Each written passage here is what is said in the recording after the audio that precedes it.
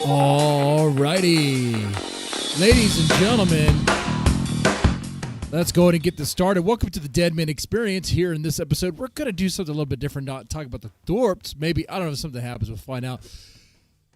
This has been brought to my attention, which kind of late to the party on this one, but it is disturbing. I'll say that. And this is going to be a different approach. Normally, I'm just laughing at idiots doing idiotic things. But tonight we're talking about something that's a little bit more serious. So Mike Laita, I believe that's how you say his last name there. You might know him, the soft white underbelly. Pretty big YouTube channel. Massive. 6.8 million subscribers. And the guy is, well, from what I understand, a photographer that goes around and interviews people that are like in the lowest of low of life. Like we're talking about like sex workers that are on drugs, and they were doing this at the age of like 13, 14, 15. And it brings them on a show there, practically naked, sometimes actually naked, or, I mean, if you count a see-through bikini where you see the nipple and stuff on YouTube, right? And keep in mind, like, he does this, and it looks like it's polished. It looks like it's well produced, and it looks like it's done in the light to actually help the people who, I guess you could say, are victims. I would say that, and I think maybe Mike would say that. I don't know, but the way he presents it, though, is as if like they're just not victims and meant to be exploited by him, because he'll give them maybe $20, maybe $100, but in change, put them on his show, practically naked, like I said before, or a nipple showing or whatever. And of course, that's the YouTube version. He has behind his paywall where you can pay for it. You get the uncensored version. So it's like, bro, are you helping? Are you hurting? Like, I understand getting the story of people that are gone through trauma, which is something that you can learn from. And there is some value in exploring like the dark stories out there where you can kind of get a better understanding of how dark human beings can be, right? Humanity is not all rosy and rainbows and happiness, right? There's a lot of darkness out there, and there's value in kind of bringing out those stories, putting some light to it. But to do it in a way that I think further like victimizes and kind of just exploits them, and it messes with it. It does a disservice. In fact, if anything, it's like rubbing salt in the wounds there, and so we're going to explore this guy. This is kind of more of a research stream. There's some things I'm going to watch here with you guys about the soft white underbelly for sure. So, yeah, without further ado, let's get into it. Let's do that. Oh, I'll react to Jeremy. Well, I think he might have privated his stream. So we'll see. We'll find out. Did he end his stream? He did. Is it unlisted? It's not unlisted. It's only 29 minutes. If he's kind enough to leave it up, then maybe yes. Do we want a content appetizer? Do we want that? I guess press 1 in the chat. If we want to see what Jerry Bear was talking about, press 2 if not. There is that there. Jeremy, you are an interesting character. You're much more interesting than the Thorpes as of late. Talk about how gay Ray Sex is. That was funny. That was funny. I went inside, and the Xfinity modem was on the ground. I guess the cat knocked it over or whatever. Very convenient, right? It ended at such a right time, too, when the guest was talking about DEX, whatever that is, I guess digital entertainment experience, whatever. And then right when that happened, it just went down. So I guess be careful what you talk about. I guess they're listening, whoever they is. There isn't anything to review? Okay, I'll tell you what. Well, we'll save it. We'll see. He's a big-time striker. Be careful. Well, I'm not going to play any of his clips. I'm not even going to put this, what I see in front of me on the screen. There's a problem with this. Okay, I can't because he'll flag it. But what I'm saying is his channel, Mark's channel, by doing what he does, it actually, in my opinion, creates content that's like PDF bait. Okay? Especially if you put stuff behind the paywall where it's uncensored, and we're talking about like teenage girls that were like, walking the streets. Okay. Yeah, I can imagine Ben and people like Ben, like OPC Don, whatever, lining up, throwing money down to watch that, assuming they have money. So, let's start with Chris the YouTuber. No, we're going to start with Mike Laita. All right, let's go ahead and put this on the screen here, and let's get into this. So, by the way, shout out to BJ Investigates. I am a very humble and I think the best reactor in the sense that I give credit to those that create the content that I'm just merely reacting to. Shout out to BJ Investigates. Okay? Go support our channel if you like what we're about to get into here. And shout out to Jeremy if we react to his stream here. I'll put the link to Jeremy's stream in case you don't have it already. Like I said, you have to be humble, okay? She's good. Let's see how informative she is. I'm very curious. All right, here we go. Let's get into this. So helping is not part of my channel. That's not. Well, okay, helping is not part of the channel. Already, we start 2 seconds in, we got that. Helping is not part of the channel. It's not meant to help. Okay. What this channel, Software Underbelly, is all about. Here, it's a whole community of And people probably try to ask, like, what does he have in common with him? Does he do drugs with him? Never smoked Does pot. he never smoke? I've never smoked. This guy's saying he never smoked pot? Shut up. No, come on. Not even in college? No, shut up. Mark, I love you. Love me, I miss you. Mark. Everybody down here's like, Have you ever done any other narcotics? Nothing. Never. Nothing. yeah, every single one. All right, Barbie. But drugs are not my thing. Right. The ones that tell you they're not are lying. You be Drugs are not his thing, huh? But the ones that tell you that they're not are lying, huh? Okay. All right. Are juicy already. out on you be out on Figaro late at night. That's what I'm talking about, man. Like, what the hell's that crap? The ones that tell you they're not are lying. You be out on you be out on Figaro. Okay. Look. If you want to interview these people and you claim that you want to look at them like they're victims and stuff, give them some clothes, man. Give them some clothes. Like, what are we doing here? Like, what? Come on, man. Figaro late at night. Have you ever paid one of them out there for sex? No, I mean, I look like it because I'm picking girls up on the street and I'm driving them away and I bring them over here. And there's no bed here, but... Yeah. For what? Oh, he's getting in the car. He's picking up someone. You tell him... Okay. The creation of all witchcraft? Deal. I just wanted to say, I feel uncomfortable.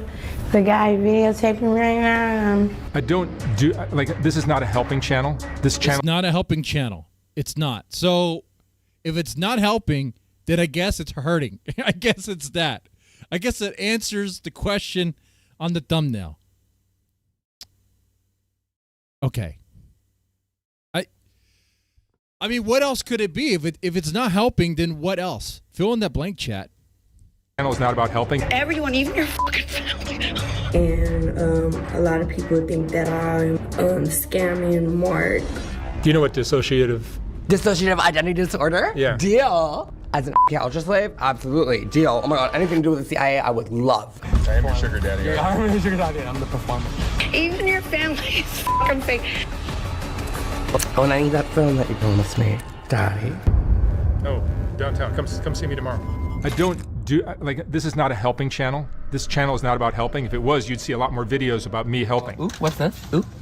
And it's just like, You don't shoot up anymore, Dad. I remember in the 80s used to do Welcome to BJ Invest.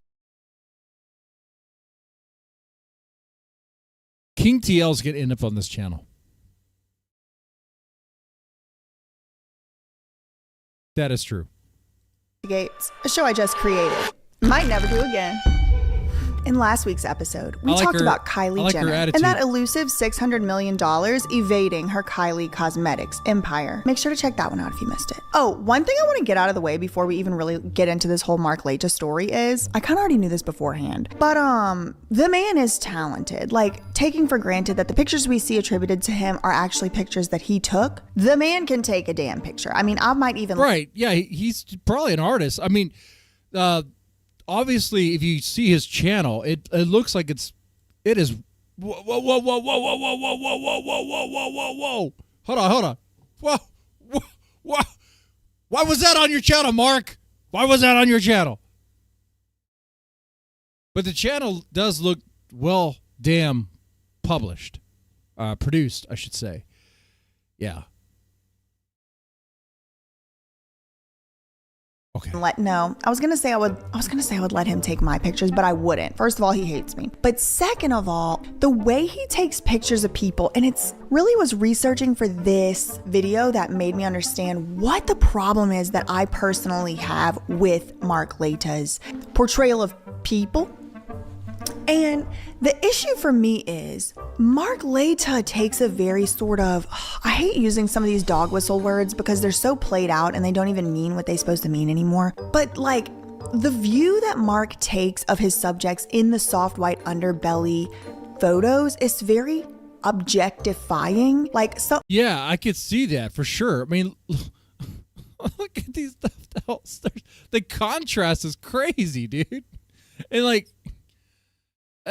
way to outline all of like the negative and ugly aspects. Oh my God. I could see that for sure.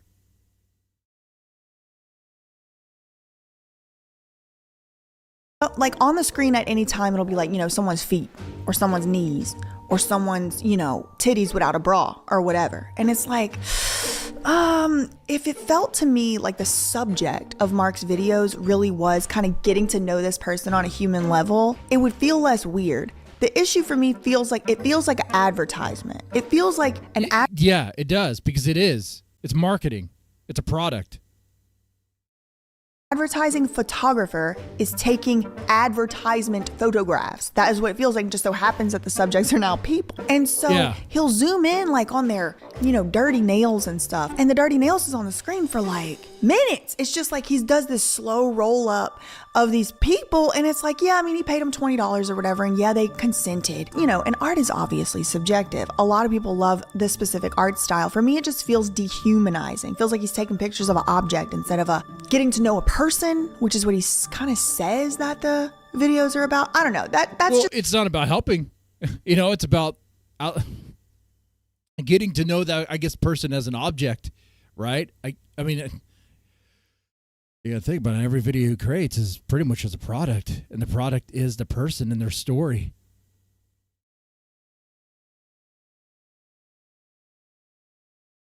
Okay. Just kind of like the issue that I personally have with it, but I mean, that's just my opinion, really. What I will say is the man can take a picture of a snake and elsewhere other things. Y'all will see what I mean coming up, but I got to give credit where it's due. I think the man is a little bit well, you'll see what I think. And if I understand this correct, I believe BJ Investigates used to be a CPS investigator, which this is kind of cool, because I used to be a CPS investigator as well. 7 years in that. King could be a soft black underbelly. Yes, he could. About him as the video progresses, but I gotta at least give. Thank you for the gifted membership.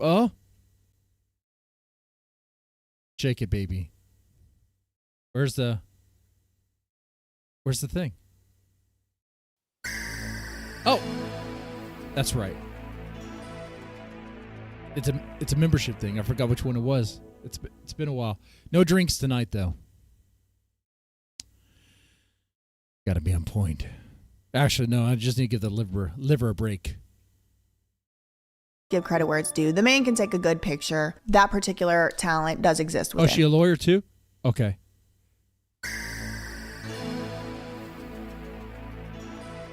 I'm a lowly coffee delivery man. That's right. That's right. him. Other than that, let's get into it.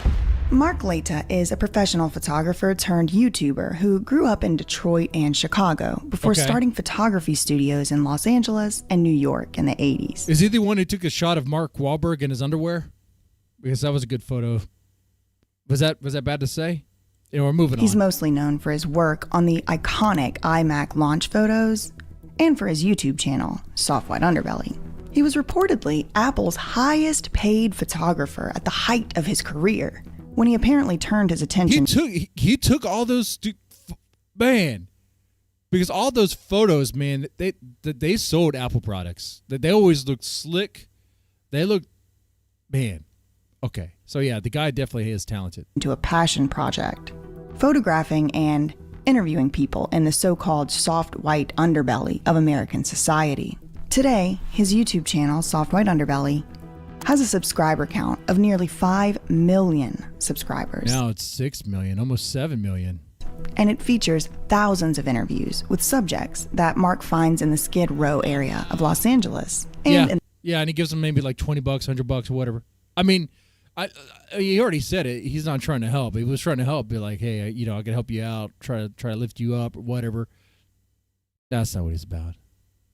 He just wants to shine a light, right? Now he wants to sell a product. He wants to sell the story. That's what it's about. In the Appalachian region of the eastern United States. These interviews are disturbing, jarring, and often upsetting. Mark prompts the subjects of his interviews to discuss some of the most traumatic and painful moments of their lives on camera. Many of them discuss traumas and turmoils going all the way back to their childhood. What was the worst time of your life? Worst period of your life? My childhood. Like early childhood? Yeah, my early childhood. When I was 9, my dad was in prison, and he told my grandma to let me use his phone for my birthday. I was going through his pictures, and I found a video. So let me ask you something. By Grace Thorpe volunteering her family story and family drama and all that on her own channel, is that better than if, let's say, Mark were to do it? For my birthday, I was going through his pictures and I found a video. I was with my auntie and uncle. They took me in because I was with my dad. He turned out to be a molester, so his wife left him. Including sexual abuse, the foster care system, homelessness, and parental figures struggling with substance abuse.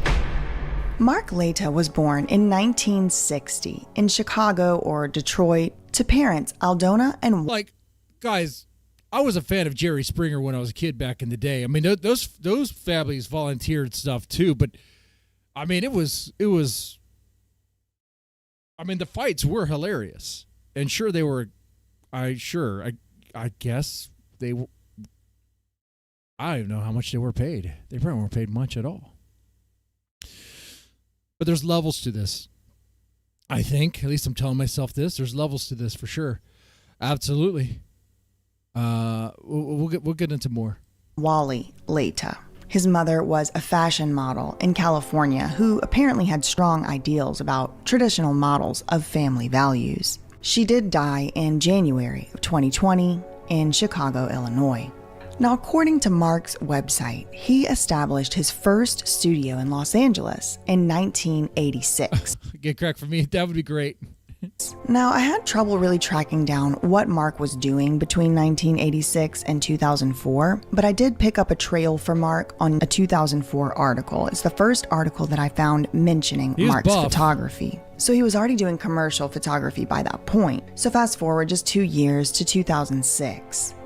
In the fall of 2006, a collection of Mark's photographs called Created Equal was featured in a Los Angeles art gallery as an exhibit for about 6 weeks. All men are created equal. Okay, men and women. These days, we're living in a world of contrast and conflict. His name is Mark Laita, and his work is on display at the Fahey Klein Gallery in Los Angeles. My name is Mark Laita. I'm a photographer. The name of the project is Created Equal. I'm trying to show how, we're all really the same. If you really peel off all the stuff we've picked up from our careers and from our environment and our upbringing and all that stuff, basically we're all, we all boil down to being the same thing. I've been doing it since '99, so it's been about 7 years now. Paired up in these images, you start seeing. These two guys are the same? I'm not seeing that. I mean, this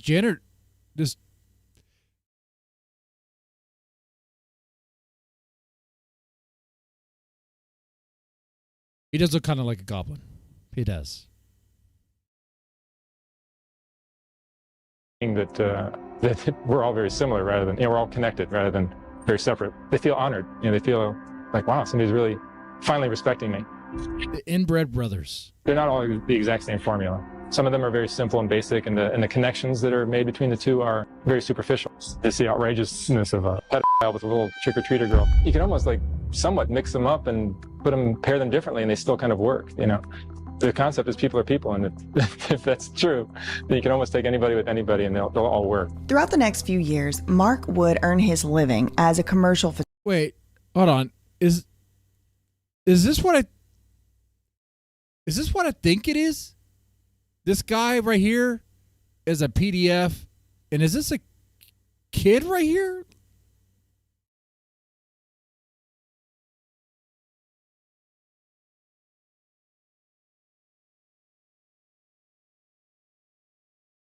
Why the fuck would you combine those two photos and try to make art out of it? Unless you were trying to create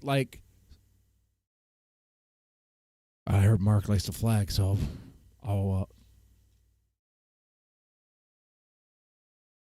I'm just gonna light the cigarette.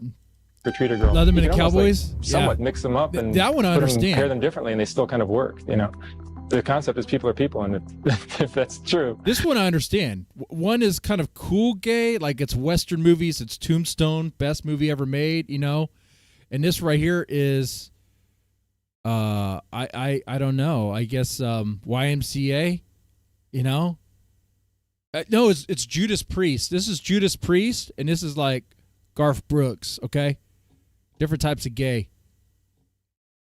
You can almost take anybody with anybody, and they'll all work. Throughout the next few years, Mark would earn his living as a commercial photographer, shooting campaigns for huge names like Gatorade, Visa, Estee Lauder, IBM, the English National Opera, and perhaps most famously, Apple. So by the time 2006 rolled around and Mark Laita was presenting his art in these galleries, he was a very well-established commercial photographer. 3 years later, in 2009... So this was before his YouTube channel, and some of these photos we've seen on his channel, so he knew these connections. He had these people already lined up for interviews later on. It seemed like I know what I'm talking about. Well, I know... Get cracked for me. You're going to pretend like you don't know who Judas Priest is? Get cracked for me. I know you're Asian, but you know Judas Priest, right? You know the lore about... Come on now. Come on. Mark would publish his very first coffee table style picture book. It would be called Created Equal. So basically it just kind of looks like Mark made a picture book based on the series of photographs that he had already taken for his gallery exhibit called Created Equal. Interestingly, the book was published on Halloween Day in 2009, and it is such a remarkable coincidence that major events in Mark's life, including his product launches, just seem to occur on already established holidays. There'll be more examples of that forthcoming, but I would be remiss not to mention it here. Anyway, a used copy of Created Equal seems to sell for at least $1,000 on eBay. There is a description on Amazon about what the book is about. So let's read a little bit. Let's get into that. What is this book? Okay. From that description here. It says, in America, the chasm between rich and poor is growing. The clash between conservatives and liberals is strengthening, and even good and evil seem more polarized than ever before. At the heart of this collection of portraits is my desire to remind us that we were all equal until our environment, circumstances, or fate molded and weathered us into who we have become. Then it says, Los Angeles and New York-based photographer Mark Laita completed Created Equal over the course of 8... Oh, so he's trying to just, have us ask questions about the janitor and the businessman, which is one thing, but then the images of the PDF file and the child. Okay. Sure, boy. Sure. You're just asking questions. We're just starting this, man. We'll see where this goes. I have a funny feeling it's going to get pretty disgusting. 8 years. His words reflect the striking polarizations found in his photographs. So an important part for Mark is these polarizations of his artwork. It goes on to say, presented as diptychs, the image. What do these have in common? Oh, is that a Mormon with his wives and this is a pimp with his girls? Okay, I can see the connection there. And then what was the other one? This one. All right, you got a chain gang and you got cheerleaders. What's the connection there?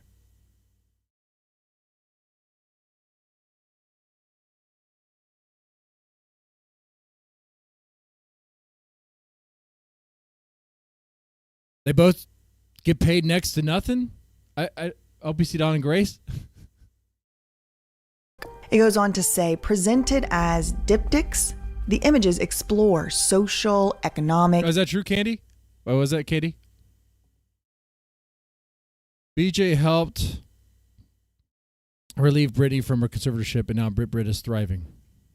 Well, you know, I'm sure there's mistakes along the way. Anyway.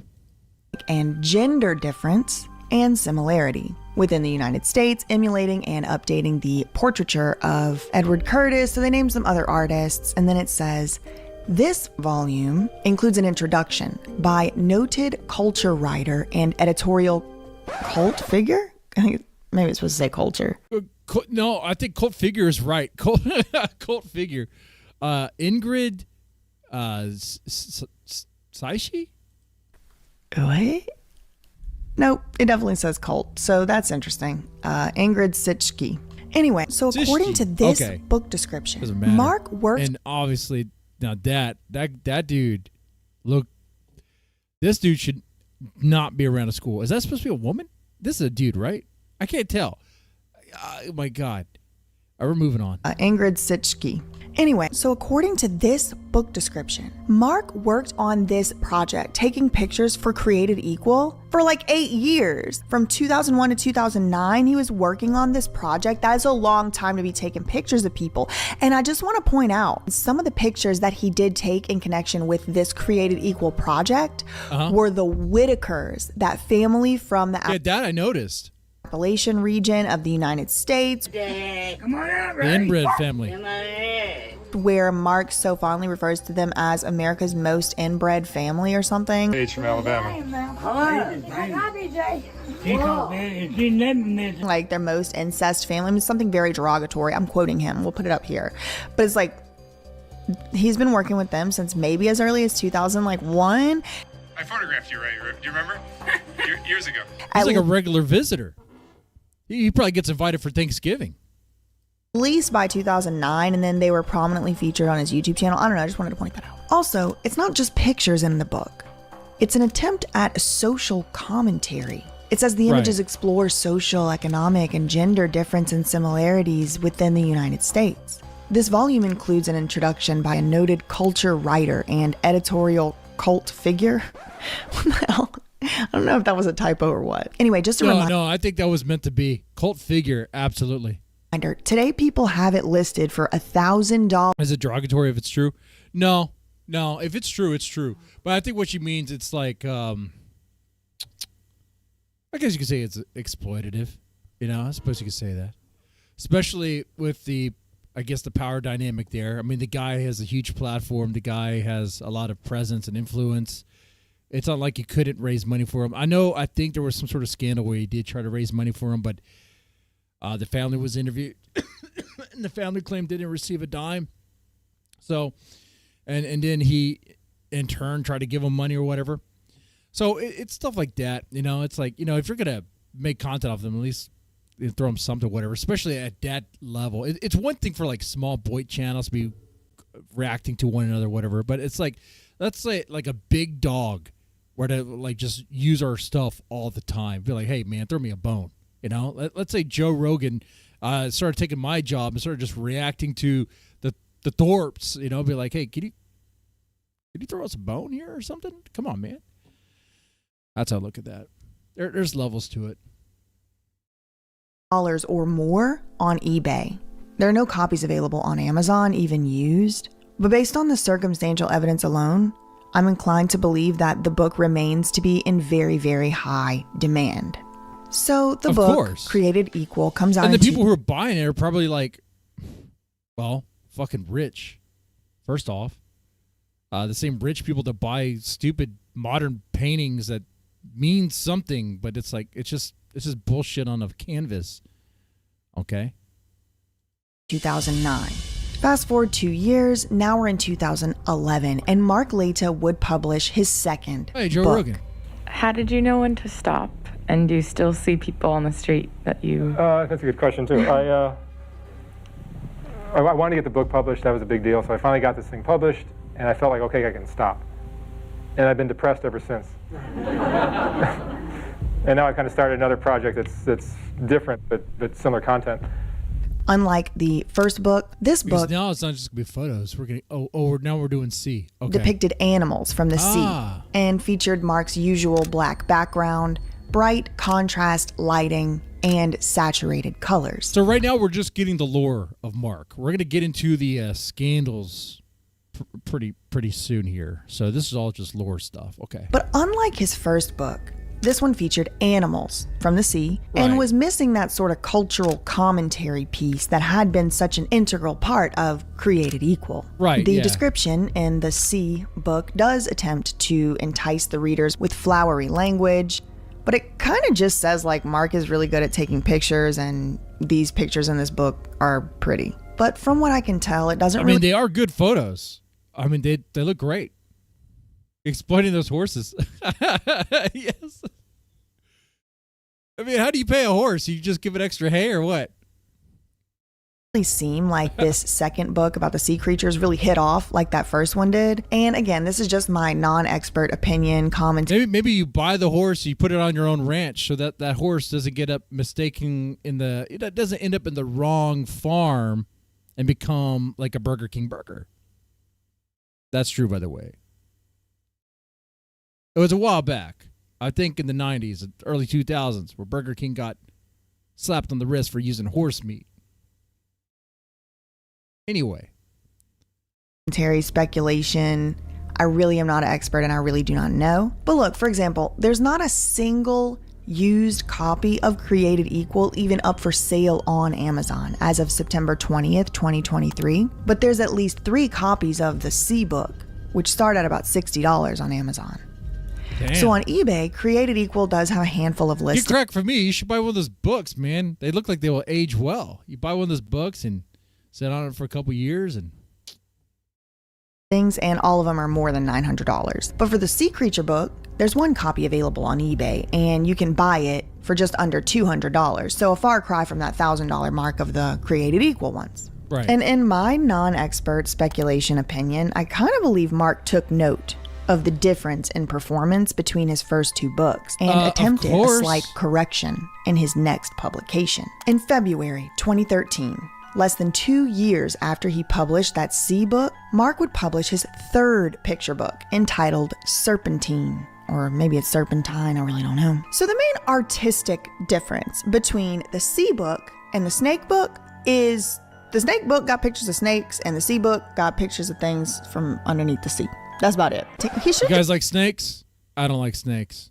Just called it snakes. I'm gonna close my eyes. Sea and snakes. That would have been cuter. That would have made this reporting a lot cuter and a lot easier. And listen, y'all, I'm not a professional art critic by any means. I am not a professional photographer or a photograph critic, but some of these pictures from Sea and Serpentine almost kind of look like they could have come from exactly the same book. Let me show y'all what I mean. Here's a picture from Sea, the 2011 Sea Creatures book, and here is a picture from Serpentine. Here's another one. Bullshit. The same thing. He didn't even try. It's Serpentine? Okay. I would have mispronounced it too. Does she live in Texas? Her voice sounds like it. Another one. Here's some Serpentine. See what I mean? They're all kind of the same. See what I mean? They're all kind of similar. But in my opinion, The subject matter of the photos was not the most important difference between these books. The biggest difference, in my opinion, the marketing. The Mark Laita etting. Okay.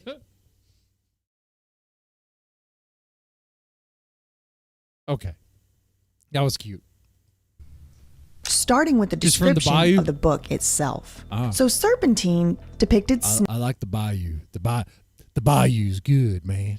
snakes on that predictable, Down on the bayou. some might even say tired and played out black background.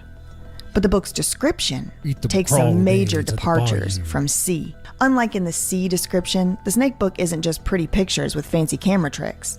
It's kind of a commentary on human psychology. Is Again, it? I'm Wait, not a professional what? I thought art it was just critic, but photos. that's kind of what it looks like to me. Man, see, Mark seems to have taken a page from his first, and from what I can tell, more successful book, Created Equal, by including some social commentary alongside these pictures to, I don't know, say something Carl about the Jung? human psyche oh yeah. or So yeah, it's definitely gonna be. perception or something. This theory that I'm speculating about Psychological. is supported by Mark himself, though. He appeared for several kind of high-profile interviews in his marketing of the snake book, and his statements do give some insight. So in a 2013 interview, which was like the same year that the snake book came out, Mark elaborated on why he chose snakes as the subject matter of this picture book. They're like, so why snakes then? Let me take a. Oh no! You're putting it on the screen. I'm gonna take a guess that they're alluring, enticing, but extremely dangerous. Like that. I mean, snakes do look cool. There's something very cool about a snake, but I don't fuck around with snakes. Why he chose snakes as the subject matter of this picture book. They're like, so why snakes then? And this is his answer. Attraction and repulsion. Yeah, see? Right on it. Okay. Passivity and aggression. Allure and danger. Yeah. These extreme dichotomies, along with the age-old symbolism connected with snakes, are what first inspired me to produce this series, Laita said. He goes Makes on to say their sense. beauty heightens the danger amplifies the beauty. So again, Mark seems to be trying to play on these sort of primal fears and tropes, including extreme dichotomies, to sell a product. I mean, listen, the man was a commercial photographer for decades. If anyone knows Absolutely, man. Holy shit! Look at that. That image is great. What kind? these tricks, it would be him. And that wasn't the only trick he used to sell this snake book. He described Snake and women, same thing.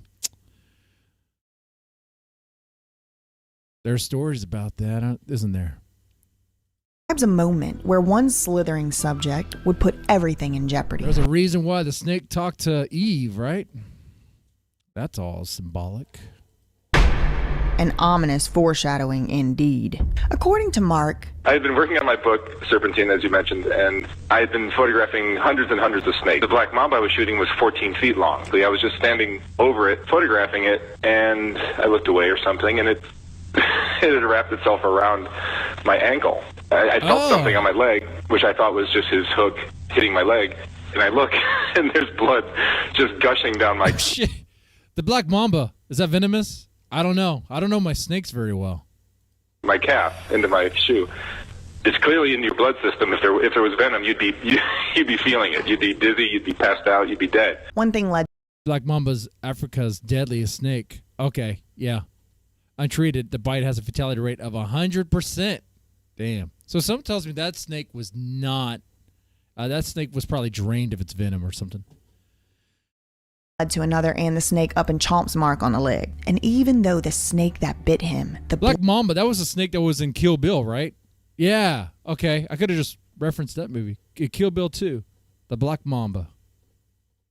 And they had that fight in the trailer. That was good. That was a good scene. Black Mamba. The Black Mamba is apparently one of the most poisonous snakes in the world that has the ability to kill a grown elephant with just one bite. And fast. That's the thing, too. Those snakes are bullshit, you know? They're these small, slithery motherfuckers, go through the grass, they sneak on you, and they can take you out in one fucking hit. Man, talk about some bullshit. The neurotoxic venom causes nearly instant death.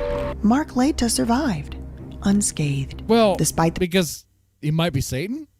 The snake they probably drained it of its venom. Okay, I've seen videos of that before.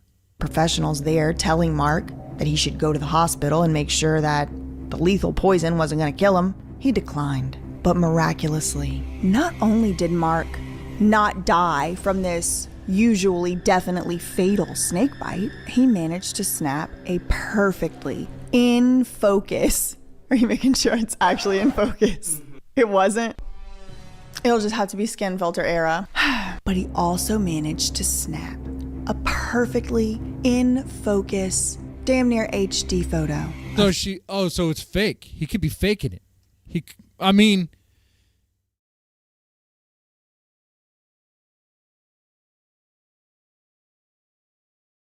Just from this image, I couldn't tell you if this is real or fake. It's not a video. It's just an image. He didn't die. He thrived. Right. Maybe he's one of those what are those like Jesus snake cults? The snake handlers? Maybe he's one of them. Not only did Mark not die snakes from this usually definitely fatal. You're not a snake if you snake a PDF. When I snake DJ Axel, that was deserved. Snake bite, he managed to snap a perfectly in focus. Are you making sure it's actually in focus? It wasn't. It'll just have to be skin filter era. But he also managed HD photo of the exact moment that the snake latched down upon his artery or whatever it was. It chomped him, and he got a picture of it. Now, I did read places that this is usually 100%. Like, I typed in, like, fatality and black mamba or whatever. 100%. 100% of people. Yeah.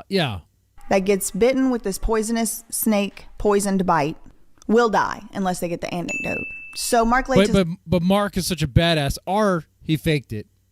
Or maybe they I believe there's a process with snakes that can kind of like drain the venom out by like hitting the glands, but that's kind of, I don't know if they did that, It's like, well, I guess it was, a dry bite. Or he bled so heavily that the blood pushed the venom out. Yeah. Wait a second. Take a look at that image again. Does it even look like it bit him? The blood pushed the venom out.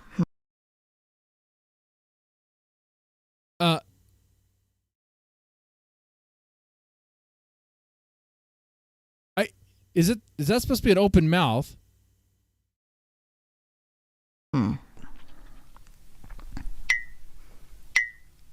Fake. Fraud. He's real lucky. Luckiest man in the world, They some can might milk. say. Yeah, they can milk the bite. So, for venom. whatever. Anyway, a few years goes by. That was 20. Yeah, but he didn't even use anti-venom. Okay. He was like, no, I don't need to go to the hospital. I'm good. 13. Now we're in 2016. And Mark Laita creates the Soft White Underbelly YouTube channel, a self-proclaimed passion project. But yeah, he was not a still helping channel, but a passion channel. promoting his earlier projects, including that snake book. A couple years goes by, a few years, now it's 2019. And despite his efforts with the Soft White Underbelly channel, the self-proclaimed passion project was kind of a flop from what I can tell. In the channel's first 3 years online, it had only acquired about 3,000 total subscribers. Okay. Maybe Mark knew it, or maybe he didn't. But 2019 would be the year that changed his life forever. But COVID? Yeah. On December 14th, 2019, Mark would publish an interview with a subject named Amanda Rabb. Oh, when he started first interviewing prostitutes. Okay. Okay, I could see why people would watch the videos of that, right? It would be the first of many interviews that would take place on the channel over the next couple of years before Amanda would eventually unexpectedly die at just 25 years old. But for our timeline purposes on today's video, just know that Amanda Rabb's first interview, from as far as I can tell, was published to Soft White Underbelly on December 14th, 2019. Pretty girl like you probably makes nice money. Yep. Well, then what do you charge for a date? Like $20 to $30. As fate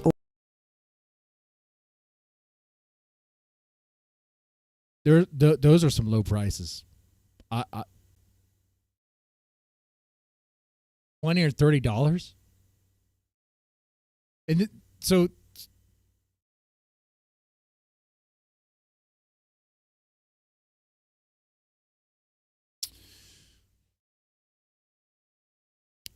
his channel was struggling, and it blossoms, it blows up after interviewing the prostitutes. And you have them dress the way they are. You don't put clothes on them, whatever. So you already have an idea why people are watching it, right? There's gonna be a lot of eyes on this, and not everyone is gonna be like watching it for like educational reasons, so to speak, or whatever. Some are gonna be watching it because they want to like mock it or laugh at it or whatever, or some might be getting off to the story. There's that too. Okay. Or perhaps planning, would have it, just 10 days after Mark published Amanda's first interview, he would meet a woman named Kelly, who would end up igniting the first major scandal of many for Mark and Soft White Underbelly. And there was X amount of dollars, which I think was around $9,000 or something like that. No, it ended up being $28,000. It wound up being $28,000. Yeah. And then there was some soothsayers sitting at home on their couches and their armchairs watching the interview and saying there are things here that don't add up. And then I believe it was the Washington Post got involved, and some others have written about this, that it was then questionable about your motivations. According to an expose published by the Washington Post, Mark met Kelly through Kelly's then boyfriend on Christmas Eve in 2019. Her boyfriend or pimp? Mark had apparently interviewed this boyfriend twice before, but he hadn't published the interviews with the boyfriend. Kelly would later describe to reporters that Mark was known around Skid Row for talking to people and giving them money. Kelly said that... Oh. Okay. So that's how he knows these girls. He would shop around for these girls. Okay. Makes sense.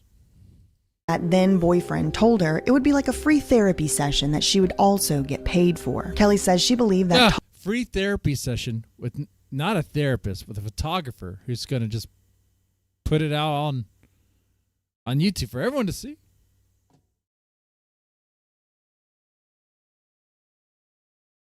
Talking to Mark was going to help her because she really needed to get out how she was feeling. Well, poor Kelly laid out all of her past traumas in excruciating detail in this first interview. And I'm not even going to repeat what she said, but it was very sad and very dark. One thing I'm curious if she knew like the full extent, like, hey, honey, you understand, like this is all going to go out there, right?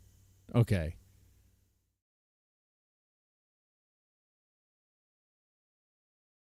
Look, man, I laugh at idiots that air out their own stuff. You guys laughed at me when I aired up my own stuff. That's all fair and good. But this kind of crazy. Do feel definitely very exploitive right here. Not even going to repeat what she said, but it was very sad and very dark. One thing I do feel compelled to mention is that Kelly accused her mother, in coordination with at least 2 of Kelly's foster fathers, of a certain type of abuse. The Washington Post would investigate into Kelly's mother's criminal record, and they did find that the mother was indeed charged and convicted with child abuse. Yeah, child abuse and sex trafficking sounds like it. More than once. Once in 2002, which led to a 1-year prison sentence. And again in 2004, which led to a 6-year prison sentence, of which Kelly's mother would only actually serve 1 year. Now, this specific allegation was important to me to mention because another soft white underbelly subject around that exact time, Amanda Rabb, would accuse her own parent of exactly the same type of abuse on soft white underbelly. And Amanda would do so more than once. They took me in because I lived with my dad. He turned out to be a molester. Well, after the filming wrapped for Kelly's interview that took place in December 2019, she says she cried and she felt numb. But she also says she didn't expect much else to come from the interview after it was all over. She did it for herself, to get things off her chest, and she was paid for her time, and she intended to go about her life. According to the Washington Post expose I told y'all about a little while ago, the flow of compassion in response to Kelly's first interview was overwhelming, inspiring Mark to create a GoFundMe page with an initial goal to raise $5,000 to help Kelly. Okay, that sounds like pretty good intent there. What happened? Viewers kept giving to the fundraiser, which Kelly didn't know about until it reached about 9,000. Well, viewers kept giving to the fundraiser even after the 5,000 goal was met, and Kelly didn't even know about this fundraiser until it reached at least $9,000. Mark Laita's growing audience had raised more than $29,000 to help Kelly after seeing her video. Christmas. Okay, did she get the money? Something's telling me she didn't. I hope she did. Eve, I was shooting down on Skid Row, and this gang member that I know brought his girlfriend, I guess, and said, you want to talk to this girl? And I'm like, oh, I was driving away with my equipment. I was leaving for the day. And I'm like, see you later. I'm gone. And he goes, no, you talk to this girl. I look at her, and she looks like she's 12 years old. I'm like,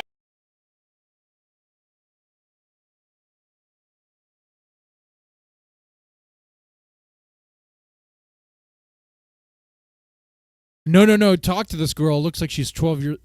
you want to talk to this girl? And I'm like, oh, I was driving away with my equipment. I was leaving for the day. And I'm like, see you later. I'm gone. And he goes, no, you talk to this girl. I look at her, and she looks like she's 12 years old. Probably because she was. I'm like, all right. So I pull over, and she tells me her story a little bit, just to give me a 30-second version. I'm like, okay, let me back up, and I'll set up again, and I'll shoot one more. And it turned out to be this really heartbreaking story. One of the most powerful on my channel, I would say. And I edited it that night, and I put it up on Christmas Day. I wasn't going to put anything on Christmas Day because my content is so dark. I just figured it wasn't appropriate. But her story was certainly dark, but it was kind of like, I don't know, beautiful at the same time. So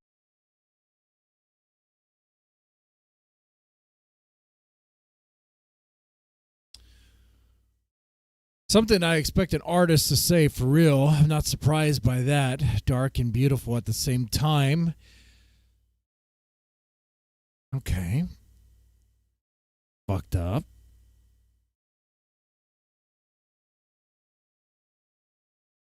I get the point of, like I said in the beginning of this, I get the point of shining light into the dark things that humans do to kind of learn something from that, to kind of get a sense of how dark, how bad, how disturbing things can really be while we're living our simple lives. But beautiful is a word I don't think fits this at all. So I put it up on Christmas Day, the morning, and it initially got a really strong reaction. People were heartbroken over her story. And then she calls me back like 4 or 5 days later and says, can you take it down? My family's giving me a hard time. Can you take it down? What does he say? What does he say here? And I'm like, okay, sure. So I deleted her video, even though it was great. And then 2 or 3 weeks later, she calls me up and says, you know what? Forget my family. My family's never done anything for me. They've never been there for me. Put the video back up. Just use my street name. Because originally I posted the video with her real name, which is Kiera. Mm-hmm. And she said, use my street name, which is Kelly. So I put it up the second time with Kelly. And I got to know this girl by then. I saw that, she was working Figueroa Street, which is the street in Los Angeles where all the unbelievable amount of prostitution going on that street. So she has the arrest records. All the girls down there know her, so there's no doubt that she was a prostitute. This Washington Post article is where I learned that the software. Wait, at the age of 12 or 13, or however old she was, I think using the word prostitute is I don't think that's the right word to use, man. Shit. He said OPC Don was on Process for some sort of dating stream. Well, we'll get to that. I'll have it tabled up here. I'm more. I guess kind of a nerd. I don't know. I do love my nerdy. We'll table that real fast. Let me see if there's actually. I'm actually. Come on, man. I see Process. I don't see OPC. I'm just combing through. It's probably like a brief moment.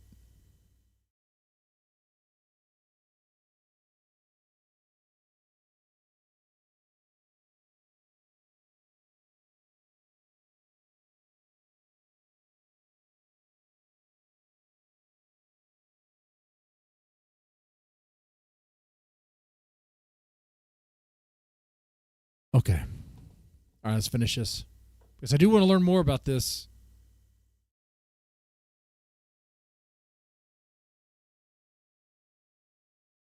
I might need a shot, actually. White Underbelly channel only had like 3,000 subscribers at the time this original Kelly interview aired, but by February 2020, like 2 months later, after Kelly's first interview was published, Soft White Underbelly had acquired nearly 800,000 total subscribers on the channel. And remember, this was from 3,000 subscribers in December. Now we're 2 months later in February, and it's 800,000. So it would kind of seem like Kelly sort of single-handedly put Soft White Underbelly and Mark Laita on the map, setting him on the path. Absolutely. So she got paid for this, right? The money he raised, the GoFundMe, she got that money, right? To where he is now. In just a few weeks, that GoFundMe that Mark had set up for Kelly accrued nearly $30,000 in donations. Now this is where things start to get a bit confusing, but bear with me here. It looks like Mark had set up a variety of separate GoFundMes by that time, most of which seem to have been closed down today. So I can't find that exact 29. Wait, you had multiple GoFundMes going on at the same time? Huh. Makes sense. It's something he would do. $1,900 GoFundMe that Mark referenced. I mean, I think I found talk about a way to like completely monopolize on the situation. Really exploded there. Yeah, I said I was gonna give the liver the break, but it does not deserve a break.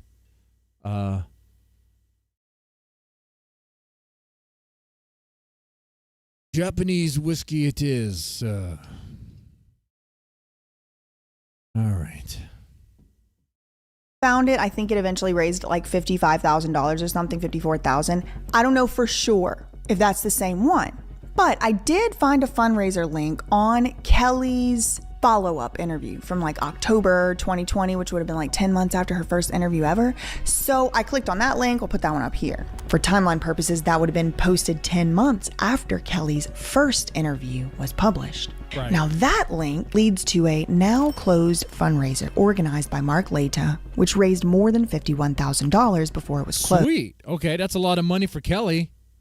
The fundraiser description reads, donations to the Soft White Underbelly GoFundMe campaign help some of the people who appear on the Soft White Underbelly YouTube channel, as well as help support the channel. And that wasn't the only GoFundMe link that Mark had advertised around that same time. And it wouldn't be the last. Mark also linked a GoFundMe in the description box of Amanda's first interview, which had aired about a year earlier, December 14th, 2019. Now that link is still there today, but the fundraiser itself is similar to the other one we just looked at, also closed. So you're telling me he's raising the money for these girls, right?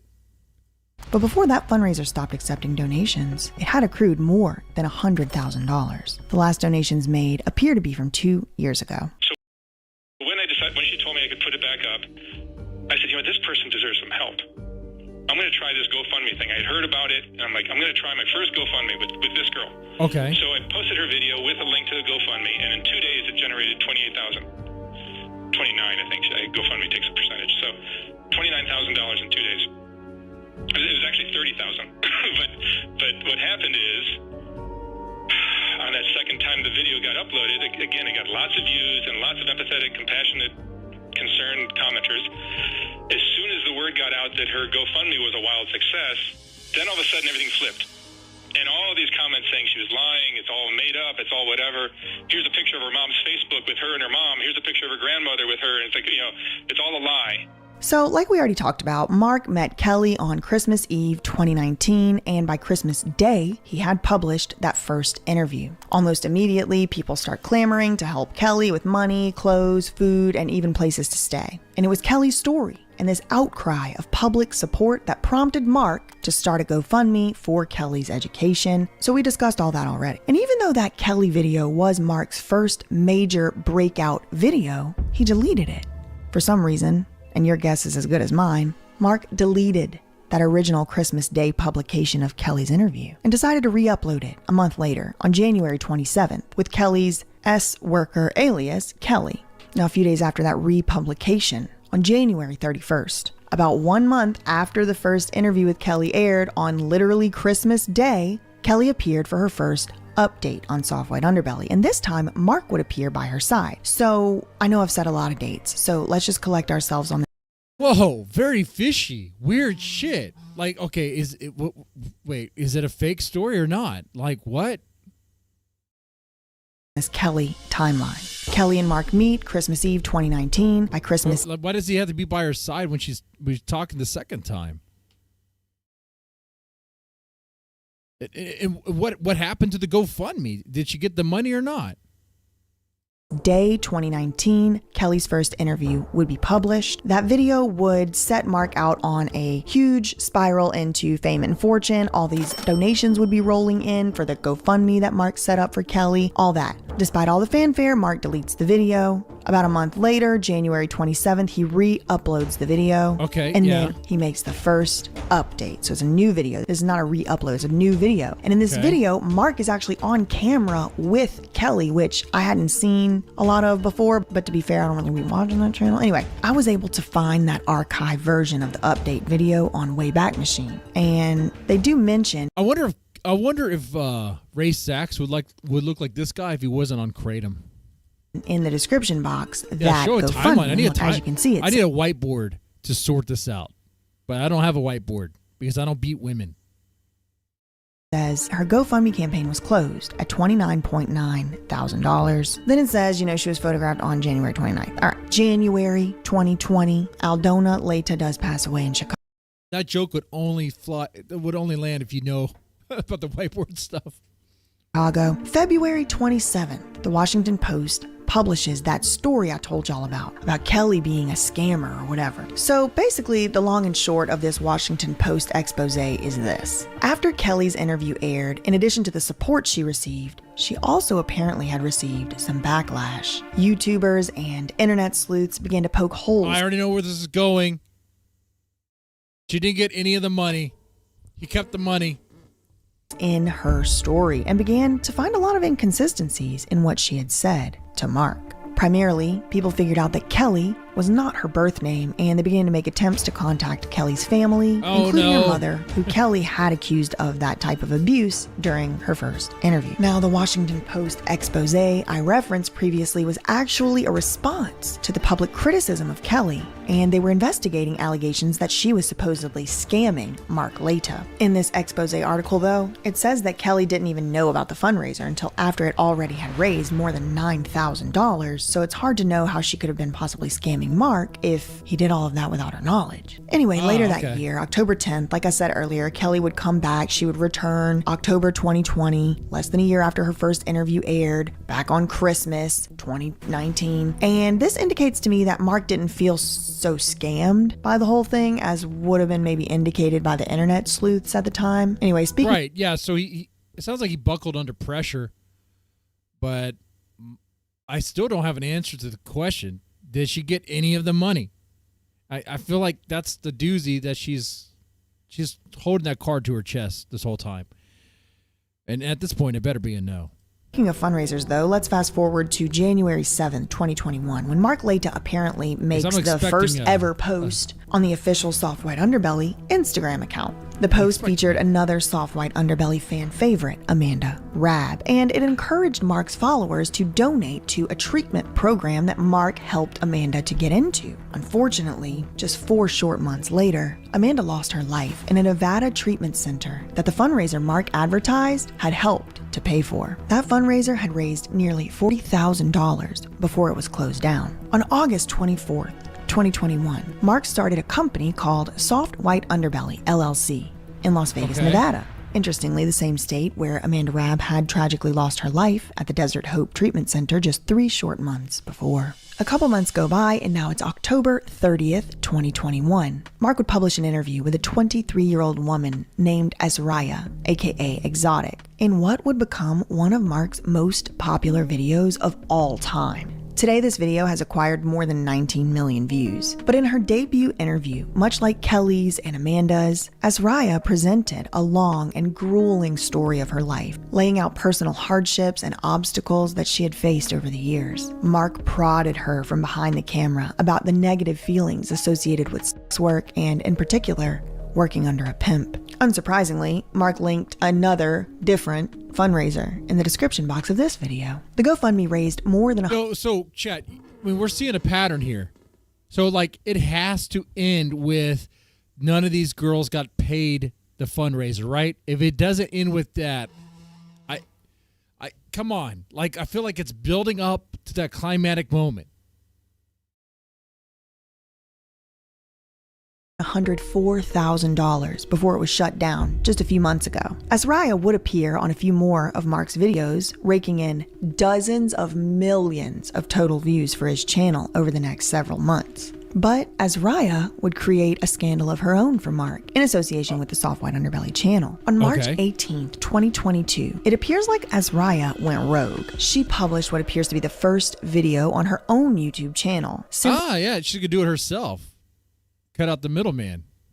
Entitled The Mark Laita Scams. In this video, okay. Spill it out, girl. Azariah says that while she's been making videos with Mark, she would now begin making videos of her own and posting them to her own channel. That same day, March 18th, 2020. Cut him out of the mix. I like that. All right. Yeah. Don't let Mark be your pimp. You be your own. Yeah. 22, Azariah uploaded a second short video to YouTube, this time called Scamming of Mark Laita, wherein Azariah stated that a lot of people had the story wrong. People watching the Soft White Underbelly channel, and a lot of people think that I'm conning or scamming Mark. She said there was a lot more to the story than what Mark publicized on his channel, and she vowed to update her audience on the true story in her coming videos. Azariah would post a few more shorts. Wait, she vowed or she did? None of them got shit? Well, I know, right? I mean, if she vowed but didn't, then it tells me she doesn't have anything. You know? We gotta call bluffs. I'll call your bluff. What you got? Got something? Say it. Her channel, but none of them were related to Mark Laita or any supposed scams. You were having some, I ain't gonna say issues, but you were just having some complications with the situation with the girl Exotic. Let's talk about that a little bit, and let's dive into that. Yeah, I don't want to pull anybody under the bus. Here's what I'll say about that. So helping is not part of my channel. Helping is not part of the channel. Okay. Not what this channel, Soft White Underbelly, is all about. But so I'm guessing they don't get any of the money from the GoFundMes? I'm just a sucker slash nice guy, whatever you want to call it. Adam would call me a sucker. Somebody else might call me a nice guy. He ain't gonna call you that. Whatever. No, whatever. But I'm helpful to a lot of these people. Some I've been more helpful to. And what people don't understand, like Azariah, Exotic, got a lot of help. But the reason she got so much help, her video just took off for whatever reason. She's a very pretty girl, right? And her story was interesting, but it wasn't more interesting than 95% of the other girls on Fig that I interviewed. But there's something about her video that just took off. People wanting to help her, people wanting to marry her, people wanting to donate money. So I have a people want to save her. I bet you she has some white knights that want to save her. She probably has her own cast of heroic simps. GoFundMe, a channel, a general GoFundMe. I don't target it for one person. I'm doing it for the Whitaker family, but that one's separate. But generally, I have a GoFundMe that just collects money, and I tend to spread it out amongst all the people that I interview in different ways. But what if it's okay? So he does give some money to them. Okay. Happening with Exotic is everybody was donating money and saying, "I want this to go to Exotic." And how much did that generate for her personally? About $40,000-$50,000. Wow. For a young girl. He's claiming $50K. He gives $10? That's what I hear too. I hear he gives next to nothing. He's saying he gives $40 to $50K.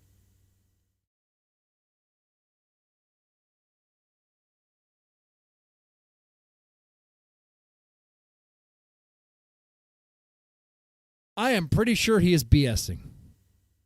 I am pretty sure he's bullshitting. Who's off of a fucking GoFundMe? What the fuck? Her video got 10 million views. So I've got over 1,000 videos on my channel. YouTube Analytics, the YouTube Studio, which is a great app that YouTube has. I have it. Yeah, it's great. Yeah. And they tell you everything you want to know about a video, including the ratio of likes to dislikes. And generally my videos, if it's a sex offender, it might get 93, 94%. If it's a drug addict, it'll get 95, 96%, 97. If it's a nice, sweeter story, maybe 98. Exotic's first video got 99.6%. Highest by a long shot of anything I've ever done. As of today, in the fall of 2023, it doesn't seem like Azariah has ever fully laid out what these supposed scams were that Mark was supposedly perpetuating. And it does make me wonder why. But a few months after she opened that channel and BJ investigates probably, I don't know, I can't speak for her, I don't know if she thinks that maybe she's holding back, she has the card, she hasn't revealed the card. But I would just call her bluff. That's what I would do. I'd be like, look, honey, this is Texas Hold'em, and I'm raising you. Not literally. Okay. Anyway, we're moving on. And posted those scam of Mark Laita videos. In September 2022, Mark sat in front of the camera on his channel to make a major channel announcement in a 2.5 minute long video. He was basically whining that the month earlier in August, YouTube had changed its advertiser friendly guidelines or whatever and demonetized 2/3 of his videos or something. Well, I can imagine so. Talk about sex workers is going to be demonetized. He was whining about money and the direction of the channel now? And whatever, which I mean, on the one hand, he gets on my nerves and I kind of feel like boohoo, get over it because I don't really like his content. But on the other hand, I would be remiss not to mention that is a frightening and scary situation to find yourself in whenever you've relied upon YouTube making certain decisions about your videos. And then, I don't know, I'm going to just call that one karma. I don't know.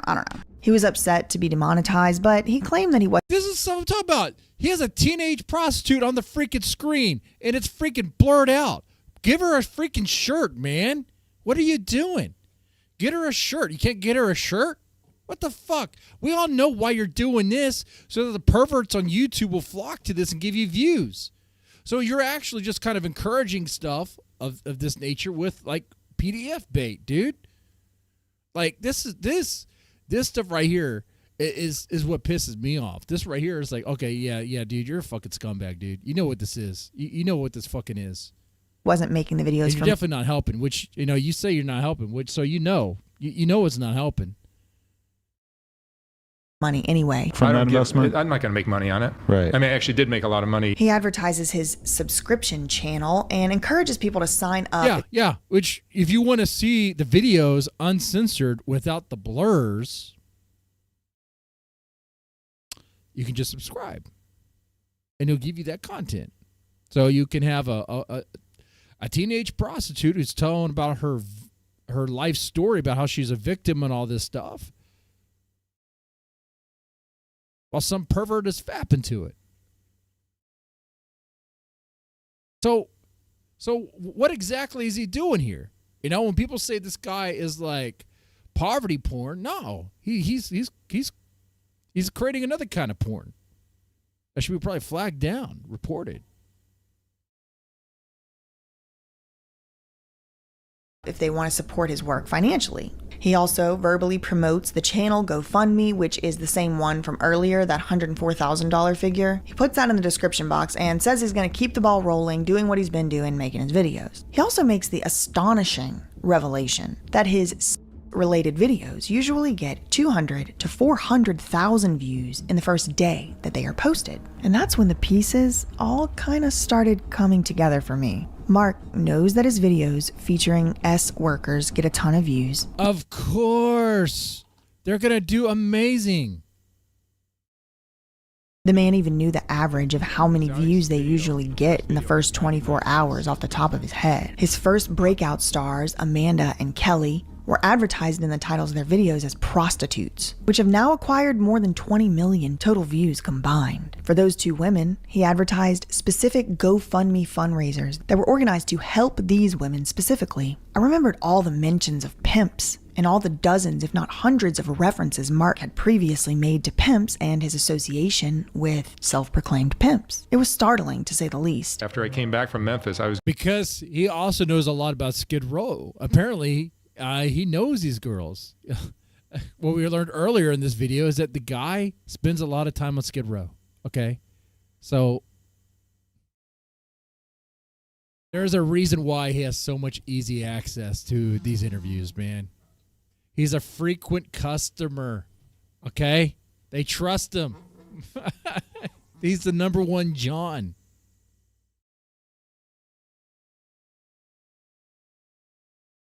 I was getting phone calls from pimps and prostitutes for months, every morning. You make the money and you bring me all of it. And I decide on how we chop it up and how we make it happen. Yeah, these are my girls right here. Like, those are your girls? Sir. Have you seen their driver's license? Do they have a driver's license? I don't think they have a driver's license, sir. Why don't you let them go back to school, sir? I say, sir, this guy looks like a freaking kid. we always used to kind of joke about it, like, oh, we could do this to get some money. You guys were in the streets before this happened? Yeah. I mean, we're actually we're homeless. Yeah. Ashley and Crystal, were you working as workers at all before the... Before we met him? Yeah. No. I mean, I got a couple questions for you, Mark. Let's get into it. What do you want to know? You say, you be out on Figaro late at night. Have you ever paid one of them out there for sex? No, I have not. Bullshit. Never paid for sex, not one time. Never, not one time out on Figaro. Never. Lie. Dude, no, there's no way. If you're going to be there that late at night, there's only one thing you're doing. No, I mean, I look like it because I'm picking girls up on the street and I'm driving them away and I bring them over here. And there's no bed here, but I bring them back, and I don't know what that looks like, but I know what it is. Yeah, you know what it is, but ain't it always what it looks like? Ain't that what they care about? It's always what it looks like. Shit. That's true. That even goes for the chat. It's always about what it looks like, right? It's not about the truth. It's not about what you say. It's about what it looks like. This guy knows. Hey, this guy could be a Boyd streamer. He would be good. He probably is. His name is Sharp. I'm guessing. That's his badge right here. This is a work badge, right? Does it say Sharp or Shark? I think it says Sharp. They care about what this looks like right now. Yeah. I have a lot more to share with y'all, but I just can't fit it all in this video, so that's all I can really say for now. Now, there was one other soft white underbelly subject named Rebecca, who's been featured time after time on soft white underbelly videos, like even as recently as a few days ago, September 2023. Do you know what dissociative Identity disorder? Yeah. Deal. Do you have it? DID, damsel in distress? Oh, I wish. So I mean, I could be reprogrammed as... Okay, so now I know what happened to the manager at Whataburger that I used to work at. This is him. Very close to it anyway. The Zeta Beta slave. As an culture slave? Absolutely. Deal. Oh my god, anything to do with the CIA, I would love. But it's very common, yes, in victims of trauma and abuse. So sometimes you tell me nothing happened to you as a kid, and other times you tell me that... And nothing happened to me as a kid. No, really, nothing happened to me as a kid. Yeah, but there were a couple... No, nothing happened to me as a kid. Mark has stated that he was trying to help Rebecca, and he has repeatedly interviewed her on his channel, somehow managing to also... He's respectful. I don't know if I could keep up to her. Find her location and track her down on the streets of Skid Row. No, this guy's more talented than Lalo. This guy can dance, first of all. How you doing, Mark? How are you? Because you're in Hollywood. Can I get in? Of course you can get in. Rebecca. Mark. How's my girl? Okay. There's some things that are... It's fucked, but it's also... Okay, hold on. Oh, yeah. Demure today. I feel a lot more demure. I feel a lot more... You're like a work of art. I'm hoping this clip right here was during COVID time, and I hope he was using it as a mask. That's what I would ask him. Today, I feel a lot more demure. I feel a lot more... You're like a work of art. Oh, God. Sit up there. You think you're gonna die, or you think you're gonna change? No, I can't die, Mark. I've already died this time. I can't die. Is this guy still with us? Because if he is, there's a good chance he could become a dead man's experience character. He'll be the new king. He's invited, or she's invited. I will be respectful for that. Oh my God. I love that one video of you where you were clean shaven and you had a nice haircut. I like blondes, but not with beards. How dare you? You're very handsome. Buy me a razor, daddy. We're gonna have to get into the whole Rebecca story in another video. Because to be honest, it's like a whole rabbit hole in and of itself. Let me in, let me in, let me in. Open it. Unlock the car, babe. Honestly, Mark, I feel like we're being next to a couple, you know. I'm sorry? How did the Thorpes not run into this guy? They should have went down Skid Row. I'll be your beard. You want me to bring the next couple? I think once we're the couple of Skid Row, you know what I mean? You're talking so fast I can barely understand I you. think we're the couple of Skid Row. You're the sugar daddy. I'm the I am your sugar daddy. He's the sugar daddy of Skid Row. I am your sugar daddy. I'm your sugar daddy. I'm the performer. What? I'm your slave. Suffice it to say that Rebecca has caused quite the uproar herself on Soft White Underbelly, on Mark Laita's channel. We got her, you know, we have Mark Laita bringing her out to go shopping for dresses. I guess we're not welcome here. Come on. 21. We'll take it. You want it? Huh? We'll take it. He's apparently given her hotel rooms to stay in temporarily, and then he knows if she leaves, and it just makes me wonder, like, how does he know? Is there a camera in there? Is he like, I don't know. It's like, what says somebody standing and watch? They probably know each other pretty well. Seems like he's a frequent character that's interviewed, and I mean, he did say he's the sugar daddy and he's the slave, so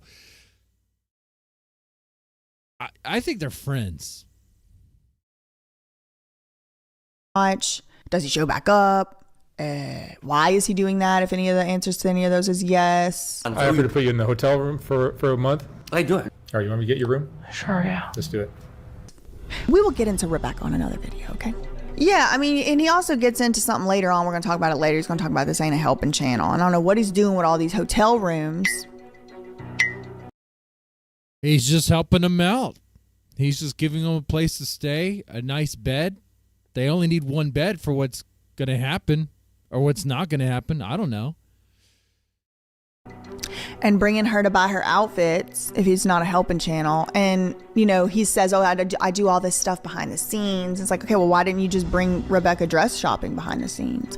Why didn't you just get Rebecca the hotel behind the scenes? Y'all are going to see what I mean when he's talking about this helping channel, but I'm just aggravated about it already. So fast forward to now. Just a few days ago, at the time of the recording of this video, on September 16th, 2023, Mark updated his Soft White Underbelly audience on his latest creative project in a video entitled SWU Channel Update and Interview, September 2023. In this video, as he does from time to time, Mark sat in front of the camera instead of behind to update his audience on the direction of his channel. He announced that he will be selling yet another coffee table style picture book, this time entitled Soft White Underbelly.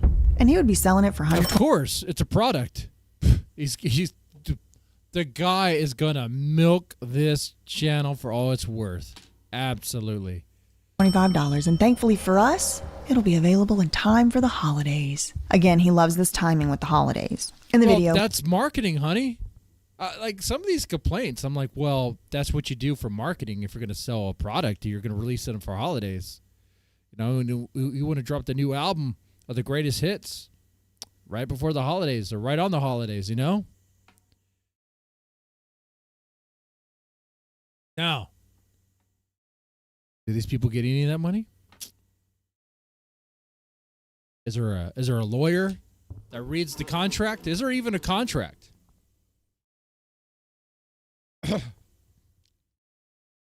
Is there even a contract? No, there's no contract. A contract with someone on Skid Row? No. There's no contract on the streets.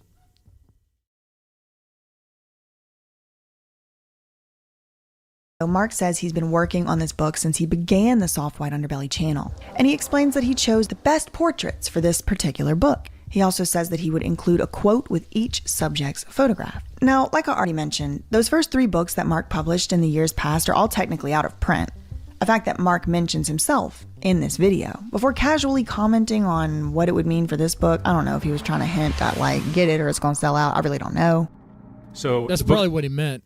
It's $125. The signed copy is $150. You know what, too? He probably buys copies of his own book. to resell for a lot more. Oh. And you can pre-order it now at .org. Now keep in mind that my previous 3 books, which all came out before Soft White Underbelly, are all sold out. They're all out of print, and it's very difficult to find copies of those books. So I don't know exactly how that impacts this book, but if you want to reserve a copy now, you can pre-order, and I can guarantee you'll have it before the holidays. So. I think he's trying to act like... No, this guy must be loaded in cash with how much he does, and especially with marketing and all that. But I get the impression this is the sort of guy who blows through the cash. I know he said he does not do drugs, but I guess, does he consider booger sugar a drug? Or is that just like a vitamin? Because I could see him on coke. Reserve a copy now, you can pre-order, and I can guarantee you'll have it before the holidays. So. I think he's trying to act like it's like to drive up demand. Like, ooh, the other 2 are not out. And then, I mean, we did talk about the whole thing about how the books cost so much on eBay, but it's like, maybe it was you. Somebody brought this idea up to me. They were like, what if Mark Laita just had like 20 copies laying around and he wanted to like amp up the book sales or whatever and be like, there's not even copies of that other one available. Let's go to the Princeton Library and see if we can get a Created Equal by Mark Laita. It probably won't even be there. But coming as a surprise to definitely not me, Mark featured the portraits of these major soft white scandals right there on the cover of the book. Mark has stated that he has conducted more than 7,000 interviews for his channel. And I know he does interview some subjects more than once. And of all these thousands of subjects and thousands of interviews and photo shoots, it is telling to see who he included on the front cover of his latest You got the pimp right there. You got Amanda right here. The number one, the one that pretty much launched his channel or, made his channel successful. Top left corner, Kelly. Oh, Kelly. Bottom right corner, Amanda. Okay, center. Amanda was there. Amanda's right here. Okay. So, partially right. Makes sense, though. But why at the very end? Now, she's the one who died, right? Shouldn't she be at the very top? Exotic. First column, 4th row, Rebecca. And in this most recent video, Mark... I'm actually disappointed by that. Being how friendly they are, should be...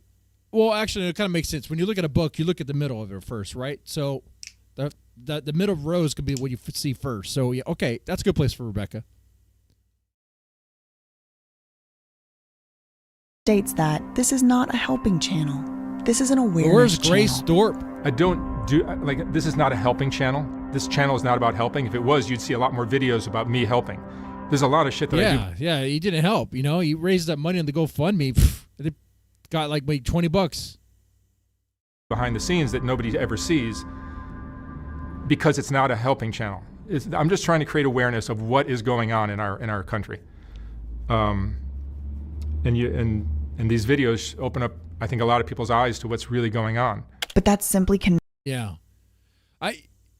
It would be better if there was actually some intent to help. No. There is this illusion of intent if he actually did help.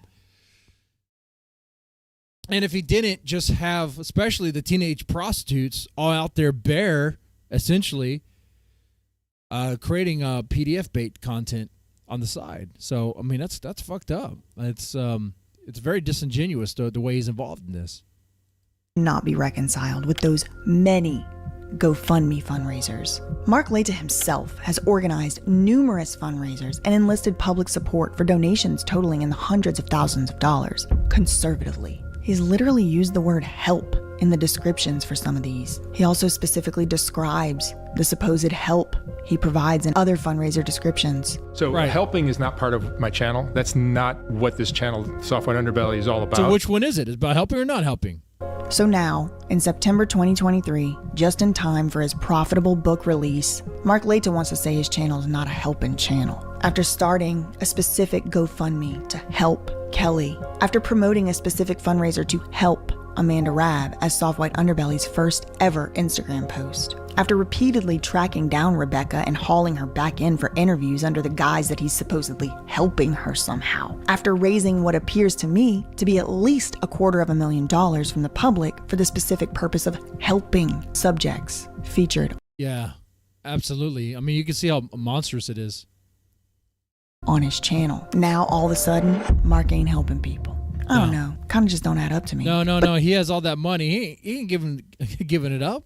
This is all really just my speculation and opinion. I mean, what do I really know? I'm just a girl on YouTube commenting on a public figure who has raised a lot of money from the public. For me, in my opinion, I can't help but remember those early works of Mark Laita. His very first book, Created Equal, based on videos he took starting all the way back in 2001. Which, now that I think about it, isn't that much different from this new Soft White Underbelly book that you can buy for $125 to arrive in time for the holidays. Yeah. I also remember the way he relied on experts to make social commentary for these books. I remembered the fact that a used copy of the first Created Equal book he wrote is very hard to find, and it's gonna run you at least $1,000. I also can't help but remember the breakout stars of the channel, Amanda and Kelly. That's a good question. Can you really help these people? No, maybe not. But he's definitely in a position where he could. There's that part. And how their interviews entitled Prostitute garnered an average of 10 million views each. One of them launching Soft White Underbelly from under 3,000 subscribers to today, where he has almost 5 million.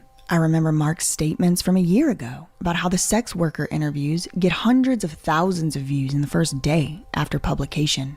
And of course, because they're in like bikinis and whatnot and blurred out and all that stuff. Of course people are going to watch that. Of course, I can't help but remember Amanda and Kelly and Rebecca and Azariah, and how they definitely thought.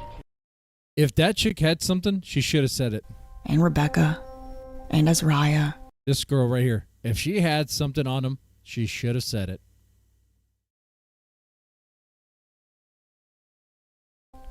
And how they definitely thought, at least at some point, that Mark was trying to help them.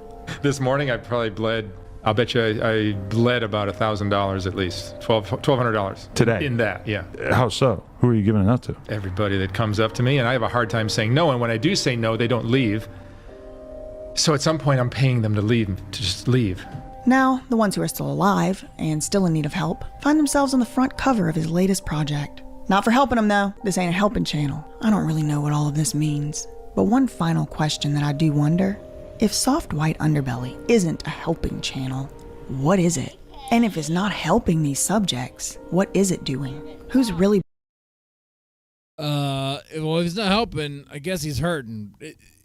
He's definitely profiting off of it. He's that for show. Let me take all your misery. Let me take your face, take your quotes. I'll pull you off the streets for a little bit. I'll give you a hotel room. I'll give you some clothes. And I'm going to rake in thousands. Or rake in a ton of money. And then maybe you get a dime. Maybe he's showing how, like, I don't know, vulturous capitalism could be. Oh, it's a commentary, social commentary. I have no idea. Anyway, so that's that. Definitely interesting. Soft White Underbelly. First time looking into it.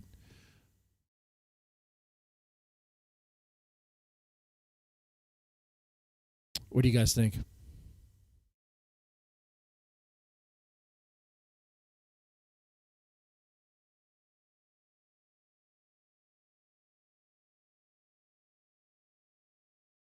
Something we explore again. Dead Man do a clavicular. I can't. First of all, I can't even say his name. I don't think anybody can. Sounds like an STD. Sure, yeah, that'd be good.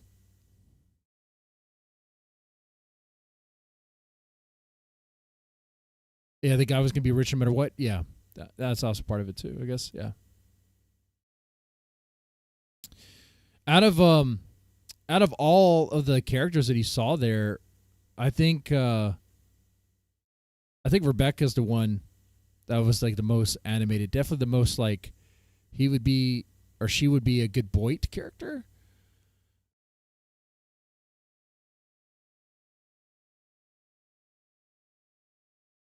Catch up on Fishtank. Oh, we are so behind. It's not even funny. Yeah, actually. Yes.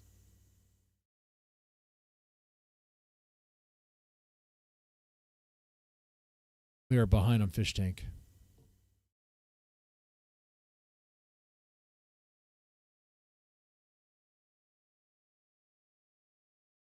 Before we do Fishtank, you guys want to know about Jeremy or no? Do we care about Jeremy?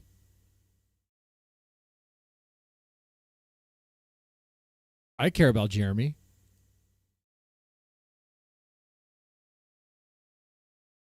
Maybe I pulled Jeremy off the streets and I exploit him for my own amusement and make $5 off of it.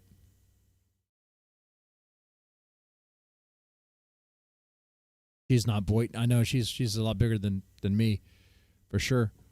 I wonder if I could talk to her though. That'd be kind of cool. Oh, talk to her about the Thorpes.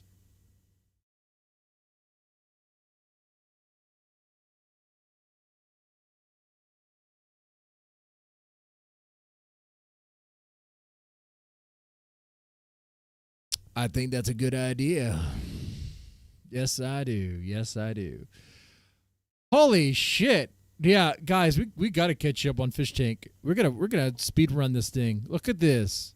Look at these thumbnails. I wonder what happened here. Is this blood?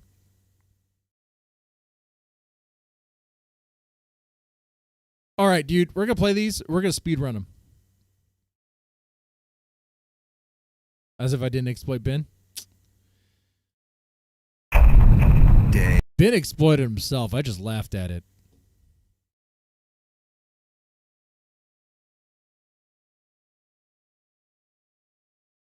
Three. Charity believes she was drugged last night. Looking back on... Starting off great. Charity believes she was drugged last night. Okay. I'm going to speed run this. Not goal not to pause it for commentary. Remember, Charity is the loud Asian. Okay, let's power through this. By the way, if you like this, press the like button and share and subscribe and give me money. I drink for money. No, I don't have to drink. I'm just joking. Anyway, here we go. On it, she was pretty drunk the whole time. I didn't really think anything of it though. I just thought it was like an older Asian lady being drunk. But now she keeps asking if someone slipped her Molly. I don't know if it's a shroom. No, something that's or like. just a wash. It's not like anything that's like. Oh, charity care. No, it's something, but. If you close your eyes, is it like kaleidoscopy? Like, there's some color? No. So for me, whenever I It take was shrooms. half. Like people were half. Well, earlier, but that's wearing away, so I'm done. She also keeps saying this place is like a cult and that she's thirsty but not thirsty, her mouth is dry, and she has this bitter taste in her mouth. Thinks that she's been drugged, someone slipped something in her drink, and is asking to leave. So Jet comes upstairs and speaks with her at the bar, trying to talk her down from leaving tonight, particularly because the hotels will be closed and there's no actual flights till the morning, so she's just going to be like hanging out at an airport. He does manage to calm her down a little bit, but she is dead set on leaving tomorrow. Or today. She doesn't belong, Because you drink tonight, but you feel weird. Yeah. In a weird way. Yeah. When was the last time you drank? Shoot, like yesterday. Oh, okay. But this feels different or something? Yeah. Did you drink a lot? No. Oh. Oh, shit. Oh my god. I just, oh, Bezos struck down. I didn't know it did that. Well, I can tell you firmly that that did not happen. And there's cameras that I can scroll back on and stuff. And, there's literally only alcohol in this house. After Jet goes downstairs, he then has to come back up, maybe about 20 minutes later, because she keeps accusing people of drugging her, so he gives her an ultimatum. If you want to leave right now, come with me. But you can't. Yeah, you can't have her in the sit down house. here and accuse people of drugging you when we checked everybody for drugs. Oh, wait, so do I go now or what? No, I'm confused. Are you going to say we drugged you again? No. Then you can say. Okay. Deciding to stay the night and leave in the morning, she goes back to the bar and continues drinking, and is paranoid of everyone and everything. She's also giggling the whole time, so it's pretty hard to tell what's Because happening. she's a I can't get a drunk. read on her mood here, because she'll jump from one poisoned moment saying, herself, I don't drugged trust herself. anyone, I've been drugged, you guys are in a cult, Emma, don't stand next to me, I don't trust that you're so close to me, and then the very next minute having shots with her and saying, I love Fishtank. So it's the whole thing was just very confusing. Oh, no. She's a wino, dude. Hey, guys. She's freaking lush, man. Just piping in with some commentary here. So, Charity is complaining about her mouth being dry. Vernon, We that's see her good. here at the bar taking another shot. She's threatening to leave, Yeah, yeah. which is happening, and she's not she's just drinking, right, Charity? That's what I'm talking about. And she won't stop. So that's what you're watching right now. You're watching Charity, who won't stop drinking, complaining, and threatening to leave. Good job, Charity. Does she puke? I saw a theory floating around online saying that she has OCD because she kept rummaging around in her bags all night. Either way, it was just very weird. She was having some kind of mental break, it seemed. So finally, in the AM at around 11 o'clock, Charity is up and talking about leaving once again, and Mo is fighting her on it. She's also been asking for a connecting flight to DC to go see her family on the way home, which is like an odd thing to ask if you figure people are drugging you and they're in a cult. One of the production members, I always forget this guy's name, but he comes up and he tries to get her to flesh out the reasoning as to why she actually wants to leave, because it is kind of unclear, but her explanation is very incoherent, it's disjointed, it's hard to follow, it's even kind of hard to describe. I don't feel like she's like lacking the vocabulary to articulate herself. It's almost like she's like holding back saying certain things. I don't know what's happening. So she begins to pack her bags as TTS is being mean to her. She's a freaking nutcase. I like Rachel from season 4. Ching chong, we know right in the Fishtank. Please give me connecting flight to DC. Charity gives her final goodbye to the camera and then takes her leave, self-eliminating. Thank you for watching, and I love you guys, and thank you for all the love letters and the roses and the plushies. You got some? You didn't get any? Peace out. No, you stole them from the robot Indian chat. wakes up, clocks in for her shift, but some Mexican landscapers who are doing some work outside of the house accidentally severed the fiber internet wire going into the house, meaning the entire stream was shut down for quite a bit of time. They got set up with Starlink and were down to just the director's cam for pretty much the remainder of the day, with Bezo leaving last night, Charity keeping everyone awake, and then her also leaving in the morning. The timing of the internet being cut probably couldn't have been worse for them, so fair warning before you continue watching this video, today is pretty light on the content for the most part. So like I said, the only thing we have available to us for most of the day is the director's cam, and it also pretty much goes without saying that Indian Robot has the day off. We get introduced to the spooky mystery room. Ooh.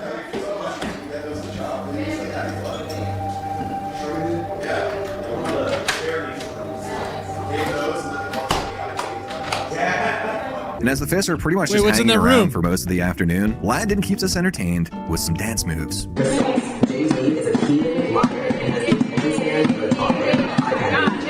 Well, I mean, are they going to give her a bill for all the alcohol? Probably not. She's not going to pay it. Ben comes upstairs to play 2 truths and a lie with everyone. This is fairly uninteresting. Landon is, of course, naturally hilarious. Back in middle school, I decided to walk home one day, got lost almost instantly. Right. And I went to an old couple's house and got a ride behind of a police car and got driven back. All right. I cannot swim at all. Not surprised. And number 3, all right. A little bit of alcohol in my drink every morning before I go to work. So might as well. It is actually legal in Wisconsin to drink while on the job, as long as you're not intoxicated. What alcohol do you use? I don't care if it's legal or not. Sometimes I do. I used to. What do you put in your drink? Gin. Back when I used to work at a call center. No, I bring soda to me. Kind of what you do. There's a moment here where Bingo and Bongo are trying to guess which one was a lie for somebody else, and they're arguing with each other because they only get one choice because they're twins. It was kind of cute. So wait, what was your number 2? Never been diagnosed. So if that was true, then that would be. Bingo, Bongo, you speak up a little bit. They're diagnosed with AIDS. Because if you don't get, I don't know. Well, because okay, this is what we're saying. Because I don't know. She said speak up. So if you're not gonna speak up, then don't talk to me. Fine. But if there was 2, because she's self-medicated, so that means she said I've not been diagnosed. So that would mean it's true. That's what I was trying to tell you. But then why are you telling me put 2? Because you think that's a lie? I don't know. What's the kind of lie? Not the truth. You don't understand my logic, and I honestly don't understand yours. So just put whatever number.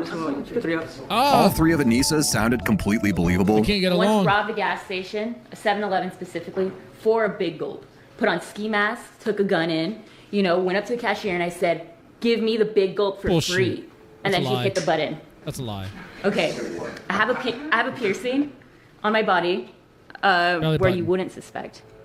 But all right. But Then asshole. I'm a former retired dominatrix. I used to torture really disgusting, gross men. Yeah. All right. I could Which see one? I that. don't have a clip piercing. Bingos and Bongos were also all believable as well. Okay. Alright, so we'll take turns. That's crazy. Bongo is the older one. We have a little bit more Neanderthal DNA in us than the normal person would. Well, Wait, duh. We have more Neanderthal DNA. You guys look like you're We have a small amount of cave women. Neanderthal It's DNA in our It's like system. Flintstones right here. Well, it's like a rare thing. And the last one is that we went to it? Yeah, and the last one is that we are 30 minutes apart.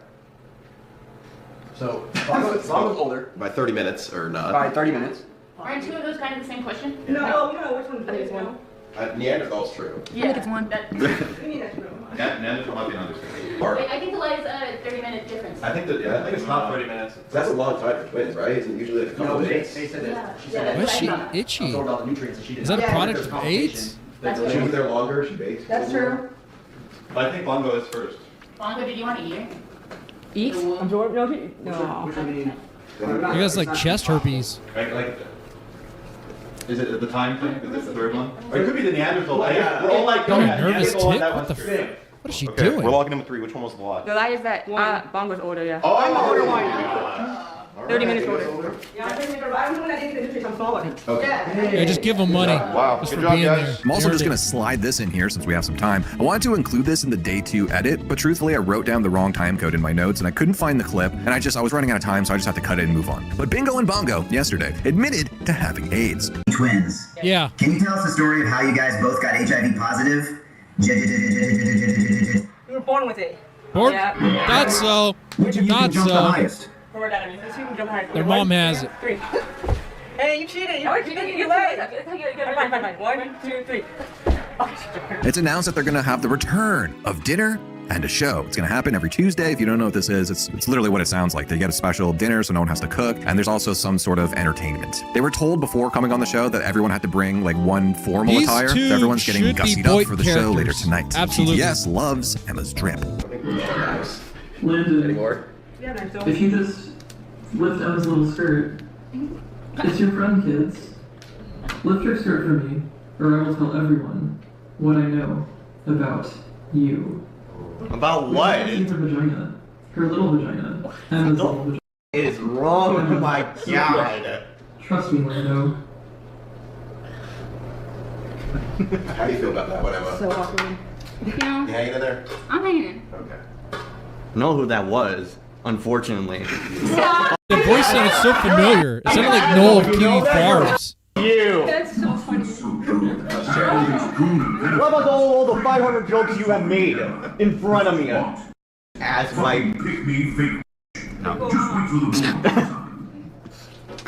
We got a little update message from Jed on what's going on behind the scenes. This is a very quick message. I just want you guys to know that we're not like high on our own supply. We're not huffing our own farts. Is that my lungs?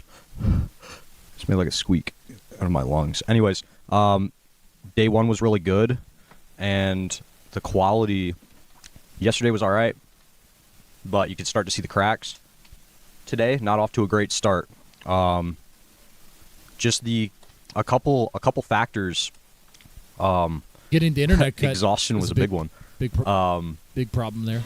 And then today, we're like rushing to get this gate installed.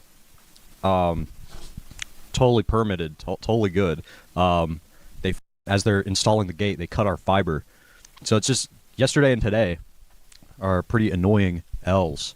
That with like the constant security worries, and then Charity trying to rage quit last night, successfully rage quitting this morning. Vicky's she wasn't kind of bringing meltdown. anything though. We just haven't been getting a lot of sleep, so it's just kind of been like Charity was tasked to like flirt like with 10 everyone things else slowly and try to stacking like on top of each other. And have then today's sex like the with them, ultimate but L. She We wasn't only even have, like, doing that. Not all of our cams are up. We're working on it. We're getting it back up, but one of the Mexican dudes working on the gate just sent a shovel right through our fiber wire. And that really sucks. But what we can do is keep director pumping and just try to focus on one room at a time and try to make a good show today. It's an L, but we're going to build back up to it. Thanks for being understanding. Now that some of the more problematic stuff is behind us, I think we can get into a good routine here. Let's see about and that. feel energized and not freaked out. And then all the fish get assigned their jobs for the day. Muhammad has to make a mess for the janitor to clean up without him knowing it was done on purpose. Vicky has to clean the carpet in the dorm room. She never explicitly said it to the camera, but I'm pretty sure that's what her job was. The twins have an annoy JD task. They basically have to make him so angry that he gives them a stern talking to. Landon is the janitor, meaning Muhammad has to target Landon for the whole accident thing. Anissa has to steal $10 from someone. Emma is going to be shopkeeper later today. James Drake has to babysit the twins, and if he can get one of them tuckered out just enough to take a nap, he'll get an extra $30 bonus. JD has a multi-phase secret mission with phase 1 is finding scissors. He manages to find them, and with Bingo and Bongo's missions being to annoy him, they ask to see the scissors and then try to break them, which leads to this very hilarious scene. You're playing with scissors? Yeah, it's part of our job. You guys wear like all crochet. You guys are gonna ruin all your clothes. I need those scissors, please. You can't give it. We need it for our job because our job is to break the scissors. Your job is break the scissors, and my job is use the scissors. Yeah, that's why I was like, fuck, I hope he finds those scissors. But it's okay. Why are you each holding on to a half? You can do a different job. Yeah, we're gonna pull on it. We're gonna pull on it. You're gonna pull on it? I don't think that's gonna work. Ow, you put my Listen, hand on it. I kind of just want to see if you guys hurt each other with this. Like, come on, let's see. Go, break it. Break it. Go. Don't stand. I'm in the splash zone. It's fine. Don't stand there. You could I would just do that on purpose. step on them or something. Oh, They're gonna hurt themselves. She's gonna stab her. Anyways, give me the scissors, please. No. Please. I can't let you win. Let me win? This is just step 1 of my task. I got like 40 other things to do with the scissors. You gotta find a new pair. There's nothing at the beginning. Is there any other pictures in the house? I don't think so. I think there's only one pair of scissors, and you guys are gonna keep playing tug of war with them until there's only one twin left. Damn. Fair. Tough. Damn tough. You gonna pound in the Damn, corner? they're good. I like these two. These two are good. But you know, After this is done, I want to introduce you to the scissors. Dead Man experience. We don't like anything. Scissors. Yeah, we don't like anything. You don't like Need to be anything? regular panels. Maybe each other. Panelists. Maybe. I think you guys should take care of that if you keep playing tug of war with the scissors. Yeah. You're gonna stab one of you. All right. I'll Try give again. you Try I'll give another you tug of war. the scissors. For the Okay. big thing. I gotta bring them into the Discord. Yeah. I don't even want that. Can we get money instead? No. It doesn't benefit me at all. That doesn't benefit you? I don't know. I don't vape. Let me see if the scissors still work. No, I don't trust you. If they don't work, then I can't use them. See how I betrayed you? I took your scissors. I was like, it's okay, I'm just gonna borrow them for a little bit. And then I took them. And then I ran in here and now I have them. Mm-hmm. Alright, get in front of me. Get in front of you? Just in case. What? What do you mean? You're using Bingo's human shield. She's the older one. I had the scissors. You took all the nutrients. She's You the can't older take one. I think I'm the nutrients baby. and the scissors from her. It's kind of right. Yeah, Bingo, you should have the scissors. Okay. Give her a face. Bingo, you're on my side. You should have the scissors. Fine, Bingo. We both agree we don't want Bongo to have the Don't scissors. give them up. But I'm still not gonna give them to you either. Really? I can't. I mean, we're on the same team. We're one contestant. All right, maybe we'll give them to you. You might as well be talking to her. But we'll think about it. I We'll will be gone. trade you a vape for it. You're that serious about it, huh? Okay. Maybe if the scissors still work. I mean, scissors don't work. You guys are around them. Can I see? Do they work? They're broken. Do they cut paper? I forgot I you mean, were they still look like here. they might work. They're broken. I tried to open them, but they're stuck now. See? Can you break one in half? Let's see. Where are you going? Making. Wait, hang on. It's kind of dangerous to break this. What are you putting in the toilet? You gonna flush it down the toilet? No. What? Stop. Don't push the toilet. Don't push the scissors on the toilet. Don't do it. Yeah, these people. They're telling them I flushed them down the toilet. Mongo flushed the scissors down the toilet. That's cool. Let's go see. I doubt they can flush scissors. I don't think those things could get Dude, flushed I'm down the telling toilet. you, I flushed it. You gotta play it back on the camera. It was crazy. I didn't think It was crazy you flushed scissors down the They toilet. almost did it, but I did a double She flush. put her hand back in the toilet bowl to get them Well, back yeah, out, they just hit dude. the toilet. Like, they could just hit the flusher. Why would I flush the handle. toilet There's without no me? way they were It did? flush. Yeah, it was. Let's see. Where did you put it? Where the f did you guys put this? Oh, they're right here. You didn't even put it in the toilet tank? You put it under the towel? You suck, bro. You could put it up here on top of like the door handle, but instead just put it right under a towel. Let's try it. I mean, who's gonna look under a towel, bro? Not You're even the fucking trash weird. can or like in What's wrong with this spot? That's the first spot you would look.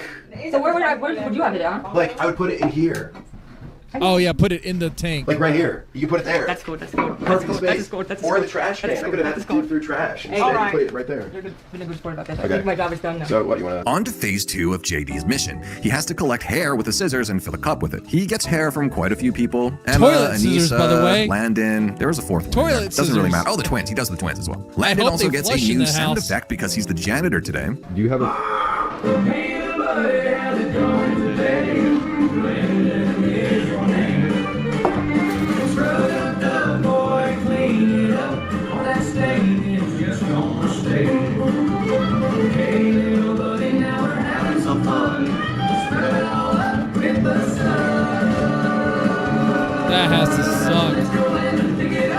Janitor duty.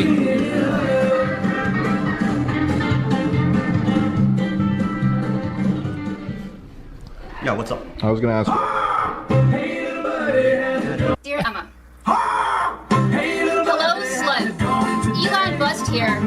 Thank you for dressing up like a little prostitute for Daddy Bust. And after drawing Daddy all Buzz, day and who's running Daddy around and Buzz? playing tag and stuff, Bingo is so tired, tuckered out from James Drake, that she She does is a actually gray need little store, menses. man. Landon has some pretty dandruffy ass hair, and he has a special shampoo that he brought with him that was obviously confiscated. So he made some sort of deal with Jet where he'd get a little bit of the shampoo. So that's the clip you're about to see here.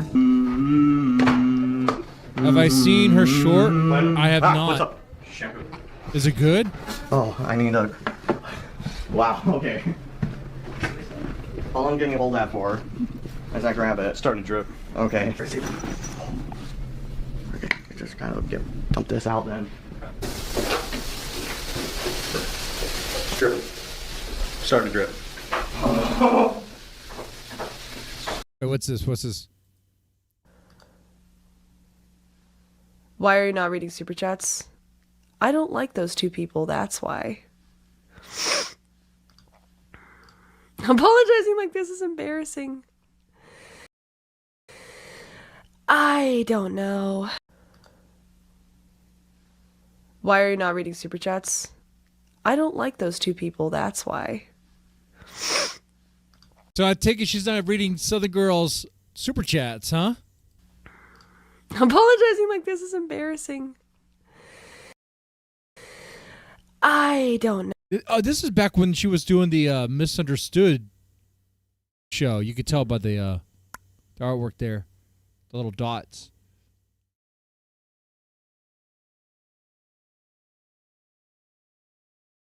I'm going to take a wild guess. This is from a stream where they doubled down on the incest allegations. I think there was a series of streams. Well, that's like with the Thorpes. It's almost like every other stream, but this was definitely. I think this was definitely one of them for sure. This is old. Yeah. I mean, it's an older one. You could tell.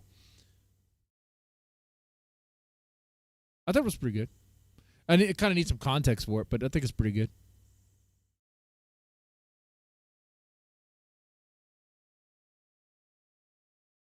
It's the one that says Ben Thorpe has jokes. Oh, okay.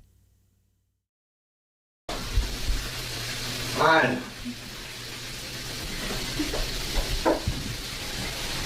Alright, that's the best I can do. Oh, wow.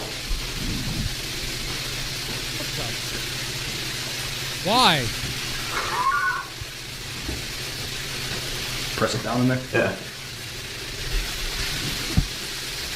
Are they so low on hygiene products that they have to like recycle it? God.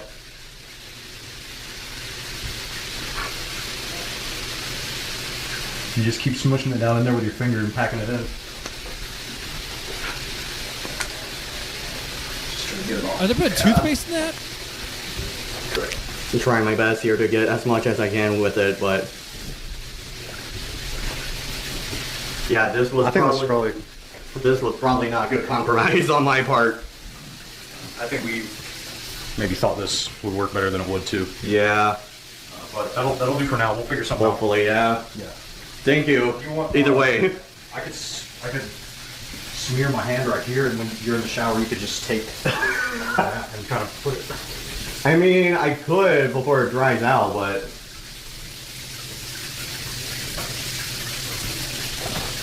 You gotta clean it up, boy. yeah, not my Now you gotta clean it up. not the best plan I had all week.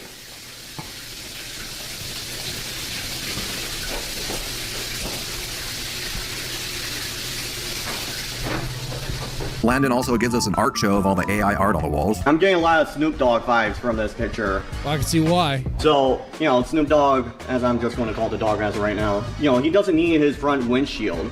He's like sticking out there because he's a dog. So he's like wanting to have his tongue out right now.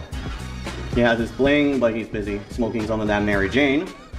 Probably playing one of his favorite hit songs. Ben hands out all the money for the completed tasks. I think pretty much everyone except Anissa was successful. And then we get a very hilarious segment with Jet trying to see if the twins are psychic. You guys finish each other's This, good question. sentences, don't you? Sometimes. Can you look at each other and just tell what each other are thinking sometimes? Yeah, I mean, it's easy to read each other. Especially if it's like, as long as it's like a situation, because we usually come to the same conclusions in certain situations. Like, if we're not talking about anything and we're just playing each other, then probably not. I was doing some research on Reddit last night about twins, and you guys are pretty fascinating, not just to me, but to a lot of people. And I was seeing like, I don't know if this stuff is true, but kind of like this like twin-to-twin communication. Is there something interesting going on? You guys ever had twins as friends? There is something weird about it. Like they are, you know, they know each other very well, which makes sense. I mean, they're twins. That maybe can't be proved by science. Do you guys ever feel like attached or bonded like mentally? Yeah, and we get weaker when we're separated for a long time. Yeah, our brains are like not even working the same. We lived separately for a year when I lived at my dad's and she was living at mom's. And this wasn't that long ago. And I was like super depressed. Yeah, we don't feel like ourselves. And I got really fat. I got like almost weighed too. I weighed like. Yeah, I mean, you guys are around each other all the time. I was like under 90 pounds. So when you guys separate, you get fatter and you get skinnier? Yeah, isn't that weird? That's how it was. Well, my dad had a lot of food at his house. We had a twin transfusion syndrome. So we shared like a vein, and I was the donor and she was the recipient. So all my nutrients were going into her. Really? That's why she's bigger. Really? Yeah. Yeah, and they said I was never going to be bigger than her. You're like an inch taller. Yeah, I'm a little bit taller too. Whoa. Yeah. Okay. Do you guys just feel connected on, would you agree, a spiritual level? Yeah, married to an identical twin? Because identical twins share placenta, so we were actually sharing a vein, and that's why that was happening. And so we were like almost conjoined. Twins in general, identical twins, they start off as one egg that's split into two. Yeah. So everybody else paternal are already two to begin with. You don't do anything weird with that, do you? I just have to ask. Hope not. It's weird to think, like, you know, there's one egg that splits into, that's usually ends up as one person, but this time it ends up as two persons. Yeah, like we could have been one person if it hadn't split. I have 3 shapes. Yeah. Okay, take a peek. I have plus, I have square, and I have circle. And I want to figure out if you guys are psychic. Can you, which shape, you guys take it from here, you guys know what to do. Yeah, what shape do you think I got? Well, there's 3 shapes. I mean, the odds on this are, it's not that hard, you know? They can just guess. I'm gonna think square. Yeah. Really? Yeah, square. Oh, it's on the mirror. Yeah. Okay, next time let's do it, let's hold it to our chest so it's not. I'll pick this one's time. Now, Bongo, when you're deciding, just try to think long and hard and feel it. This isn't about guessing. From what I've read, it's kind of a gut feeling that you may have. Well, she's rubbing her nose. She's activating her Just try to powers listen now. to that So whisper, that voice inside. they're communicating. That voice you guys share. What? Is it plus? It is the cross. Plus. Okay. The cross. That was good. That's pretty cool. All right. Is that how you activate the powers? 33% chance. You know, you don't know. You wanna try? You wanna switch cards again, Bingo? This is. You just gotta calm it down, feel, listen. It's a whisper. It's a whisper you guys share. Circle. Show the camera. Circle. I'm saying That's crazy. The cameraman needs to be on her, on the card person, because I think they're cheating. Circle? Well, just wait this time. No, I thought that'd be too obvious. Okay. Well, it's not a game. Yeah, I think you guys are trying to think about it like you're trying to trick each other. You're not trying. I'm trying to trick you, bro. You're not trying to trick each other. You're trying to communicate. All right, let's try again. Through the air. Is it plus? Yeah. Cross. That time, did you try to think about communicating rather than like it's Yeah, like that's a how I game? just tried to communicate. Okay. To see if she sent me some iMessage or something. Let's try with me. Okay, you guys team up with. They could just together. look in You the guys stand over mirror there. Yeah. when they're looking at the cards. There's a mirror in the room.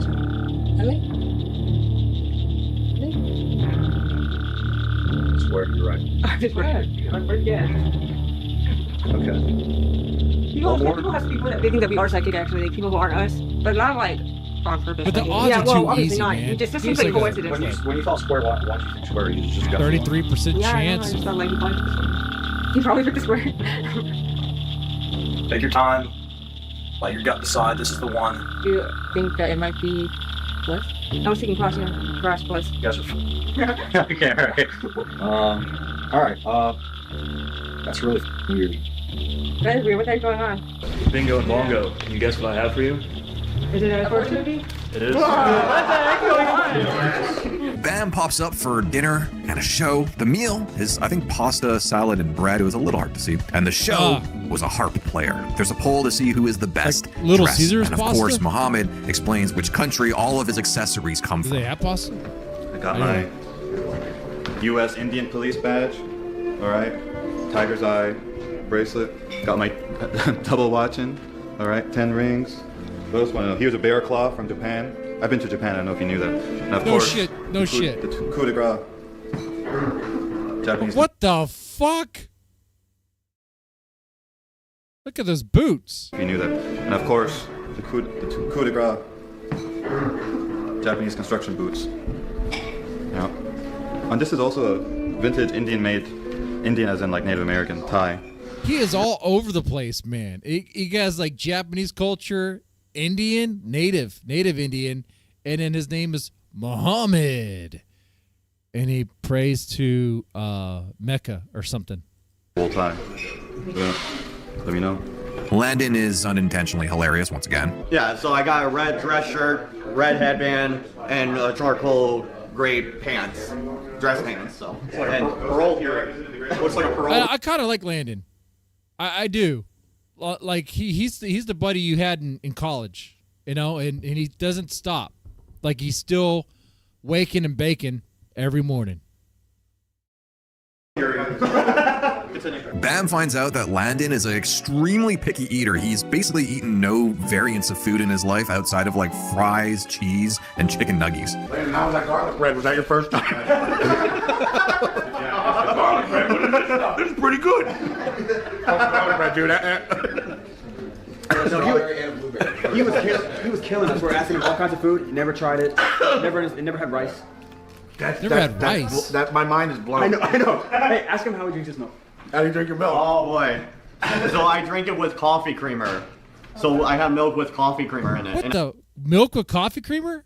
Okay, that I've never. The dedication to the headband is impressive. Yeah, and I'm pretty sure there's a reason for the color. Like red. I wonder if he's feeling like angry. His version of angry, or maybe it's pride or something. Oh, hold on. It's not a pride headband. That would be all rainbows and stuff. And I cannot drink the whole white milk. What about just a coffee with some cream? You don't do the coffee thing? No, I don't do I'm not a coffee person, so. The show, unfortunately, is interrupted by prayer time.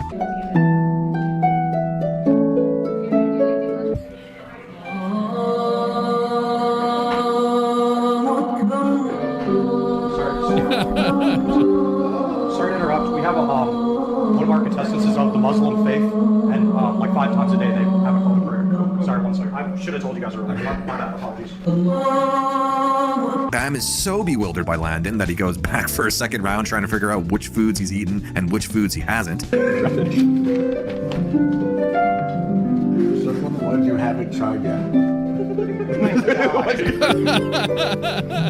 You're such an ass, you know that? You've never tried that? Dude, I've never heard of someone putting coffee creamer in their milk before.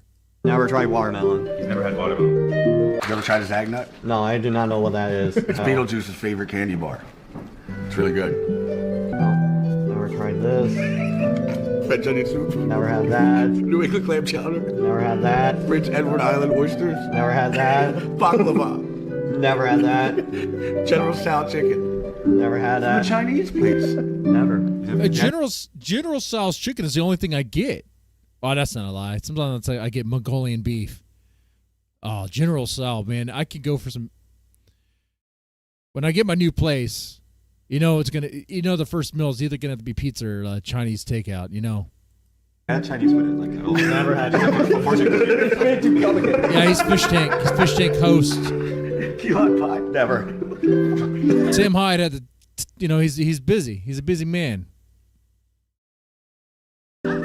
Carrot cake. I have. Okay, yes, candy corn. Yes, I have.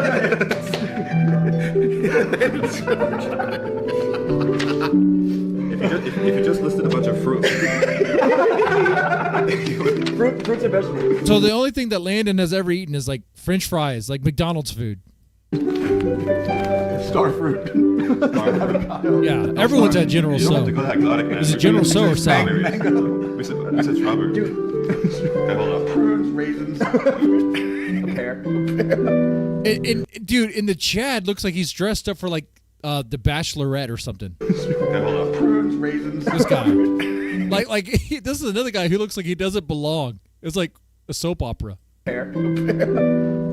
Mongolian beef is really good. Sometimes I like to get Mongolian beef and Szechuan beef and mix them together, and then, dude, that's when the magic happens. And that's why I'm fat. Yeah. Dried apples. I've never tried a regular one. Let me know how that is. All right. Here, just right for me. Is this a whole new thing too? Yeah, I just grabbed some of the bread and chicken to make a great sandwich. Let me know what you think. I got that out later. Whoops. It's pretty good, right? No, not about olives. Yeah, they call it a chicken sandwich out here. This thing called a chicken sandwich. It's not very rare. You can pretty much get it everywhere. The twins take. Man, I don't know. Like Bam is starting to look like my grandpa, in a way. Like he's looking messed up, dude. Chicken sandwich. Dude, I swear, man, I'll bloat it into shit, dude. It's not very rare. You can pretty much get it everywhere. The twins take a nap. Very cute, very wholesome. And as the harp player is wrapping up, she gets her own little symphony of sound effects. They announced that tomorrow's elimination is actually going to be postponed because 2 people just left. I'm assuming they're going to do it over the weekend. But at some point tomorrow, whoever has the highest stoics, instead of deciding who's going home, they're going to have immunity from some sort of elimination challenge. Jet comes by and announces we're about to play a game. We're about to play a game. Hey, all right. Hey, Vicky, you dumb, ugly cunt. After about all right, 10 we're minutes, still good. We're good. I thought that was my end. Stream managed to stabilize, and he. Devin, name all the tacos you've had. Wait, all the different kinds of tacos I've had. Chicken tacos, beef tacos, goat tacos. Don't recommend. Goat meat is horrible. Barbacoa, which is great, but oftentimes they're not really getting the real barbacoa, which is like it's cow cheek.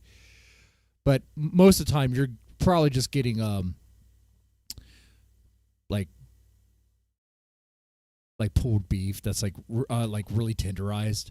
That's kind of what you're getting there. Anyway, yeah, I don't know, breakfast tacos. I mean, there you have it. Unless you're being gutter brained about it.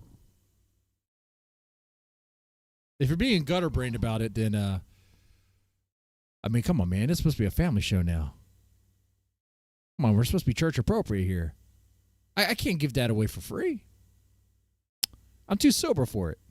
He explains it's basically going to be like a multiple choice challenge type thing, where the fish are going to have to guess which out of the options the fans would most vote for. But this game is more of a you had to be there type of thing. It's not really super clippable, so we'll just move past it. After the game, Bam decides to hang out with the fish in the bedroom. Now this next bit, listen, I could probably include the entire thing. It's so funny, but for brevity's sake, we're going to cut this thing down. Jet takes Bingo and Bongo into confessional and has the $100 Telegram Fishtank tier ask questions directly to them. The questions and the answers are equally insane. If one of you had to become crippled, which one should become crippled? Me, right? No way. All right, fine. Let me be crippled. All right, you can be crippled. Do you actually have HIV and AIDS? Unfortunately, no. But yeah, no. Yeah, no. Who knows?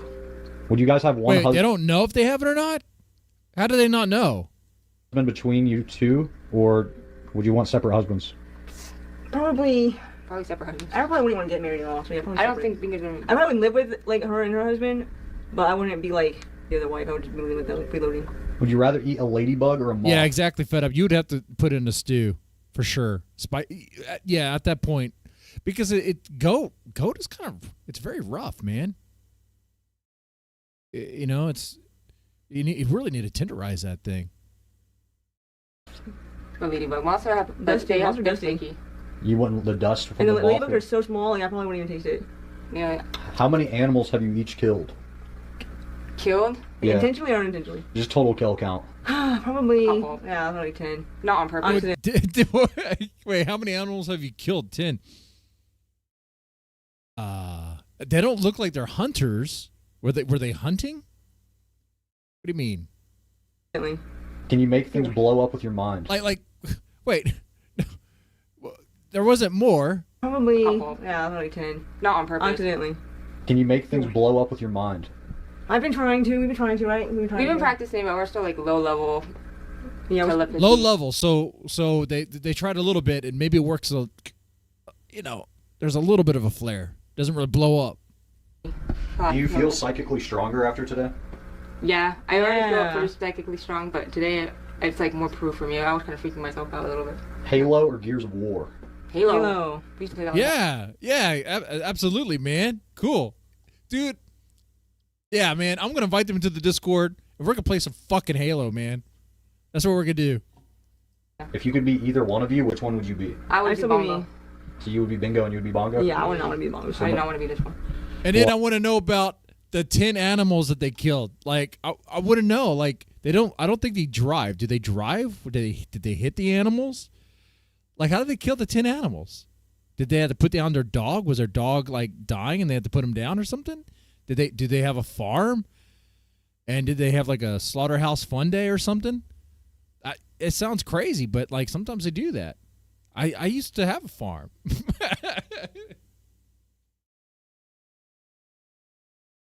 Man, I can tell you this one story.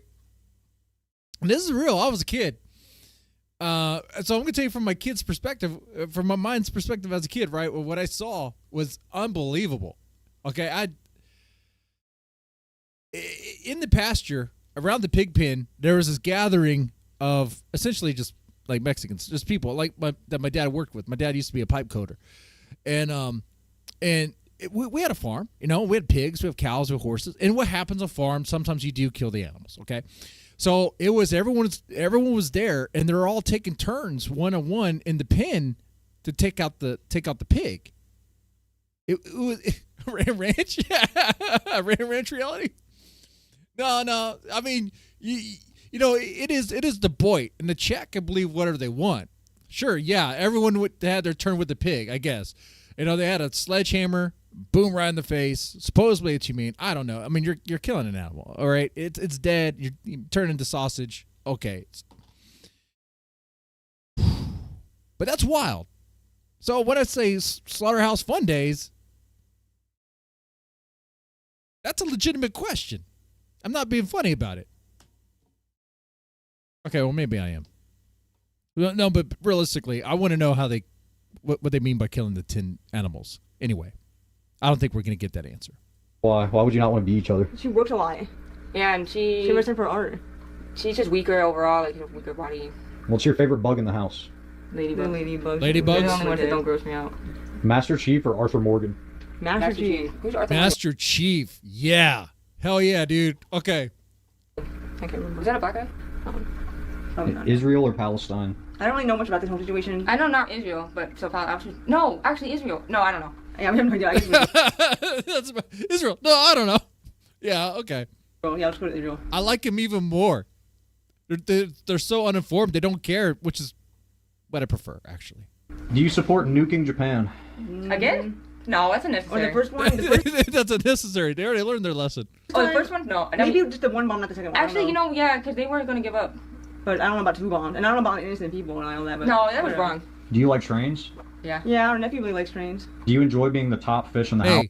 I like trains too. I think everyone does like trains. I know, guys, trains equals autism. So does Legos. But do we not like Legos? Do we not like trains?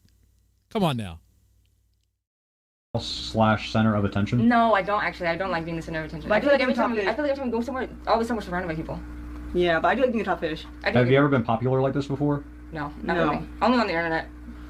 Would you rather have snakes for fingers or shrimp for teeth? Snakes for fingers. Snakes for fingers is awesome, yeah. I don't know why I want my teeth to be shrimp. I just swallow my teeth. If you were kicked out of 109 restaurants, is it your fault or the restaurant's fault? Definitely the restaurants. Cause we're really definitely the restaurants. What's the weirdest thing you actually believe? Everything is actually just one thing. Yeah, like everything. Like a movie? Like everything is a movie? Or everything is just one thing? What do you mean by that?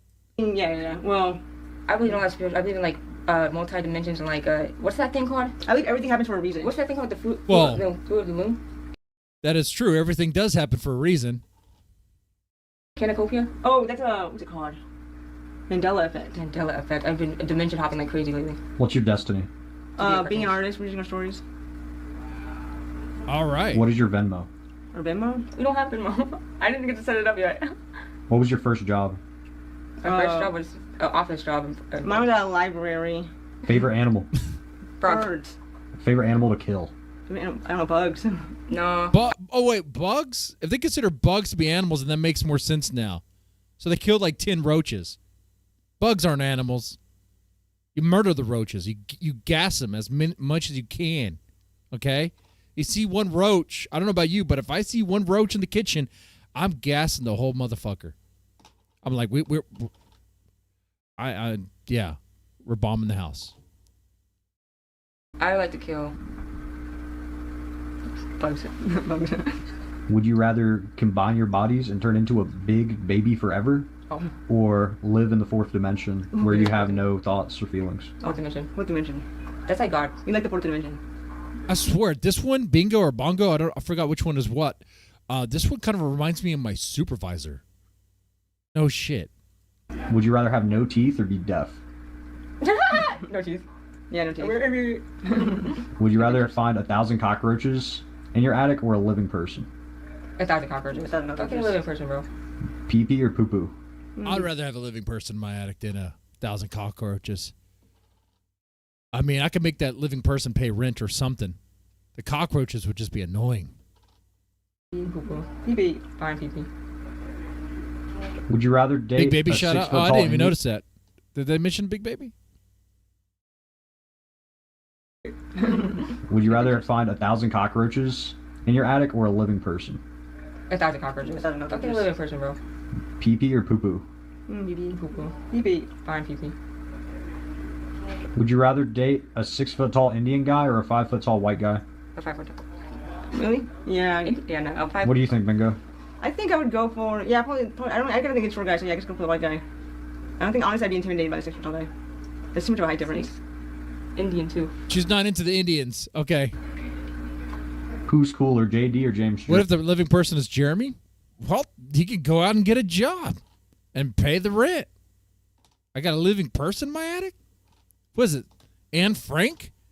They're hiding away from the Nazis? Nah, you're coming down from the attic and you're going to contribute to the house now. And also be like, wait, why the fuck are you in my attic? Drake. James Drake? Oh, like yeah. JD. Why is JD not cool? JD's cool, but like he's like cool like in a lean way. Yeah, JD, like everybody calls him like stuff on the thing, and like he's cool because there was like, by the way, JD's a fat. Yeah, and that's pretty cool. Wait, JD's a what? He's got like that cool hairstyle, and he always wears those cool clothes. Yeah, cool clothes, cool hair. I'm just kidding. He's ripped. Who, JD? No, James. Oh, James is. Oh, you're talking about James. I thought you were talking about JD. No. Yeah, no, James is ripped and he wears cool clothes. He's cool. He's way cool. Do you have another sibling or cousin that we could get in here?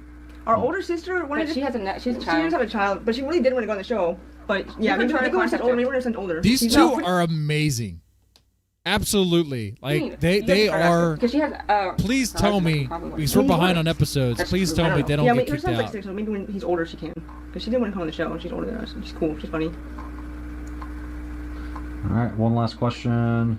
Do it stink? Do it stink? Yeah. Sometimes. Yeah. Sometimes I guess so. I mean, everyone stinks. You can leave. All right. Huh? You know, good. Yeah, I think it's cool. It's fun. I like it. I need some water. Some water? I'm cold as fuck.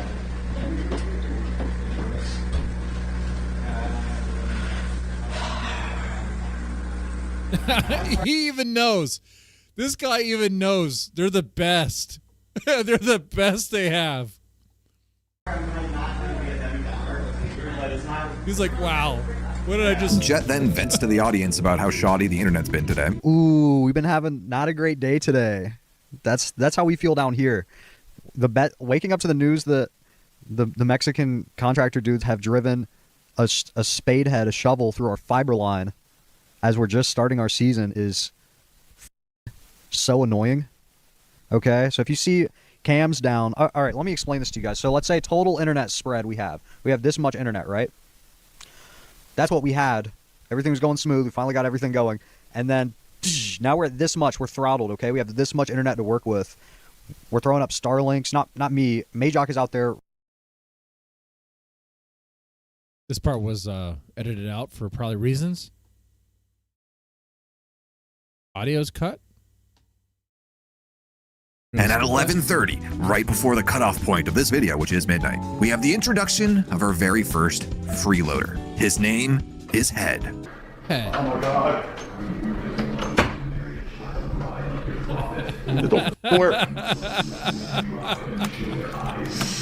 All right, y'all, this is our first freeloader. Head. Nice to meet y'all for everyone. I'm David Names, man. Nice to meet you. First day. His role is just to fuck shit up, huh? Do you have a wallet or anything you want to keep safe downstairs? Do you have? There's no money in it else? anyway. Well, I was said I was going to keep some things. No, what things? What are your smokes? No, just rude, man. Smokes. Well, You got a vape? I was allowed to have one more. That's that. No, you just had one when you landed. Oh, Yeah. man. Yeah. I feel you. Lighters are You know also what? failed. The doctor said that you're so gray and yellow skin that you need to quit smoking. I tried hitting that motherfucker. Didn't do shit. I never smoked one of these before in my life. I was like, Is it dead? Yeah, it's dead. What was yes, your this one's not. It's 100%. Can I hit it? You hit it. Before you put it in, you can hit it. Yeah. Can I hit too? Yeah. One last rep. I never used one in my life. First time. My life. Really? Welcome to the future. I think that's it. All right, medicine. We're not going to play with each other's medicine. Okay. Understand? This is this is hard. this is I refrigerated. just had my heart cleaned out like 4 months ago. Yeah, you need to quit smoking. Is I know. iDose refrigerated? No, this is Wait, refrigerated. is it on high blood pressure pills? 100%. It should go in immediately because it's only 6 hours and I'm be out. And it's been out for like 8. These are cholesterol for my keep my heart cleaned out. My blood pressure. All right. Oh, don't tell me you're taking the statins. You gotta stop taking the statins. And why is my sister-in-law in the background still? No, seriously though, she does look kind of like her. No, but no, I have stopped taking the statins.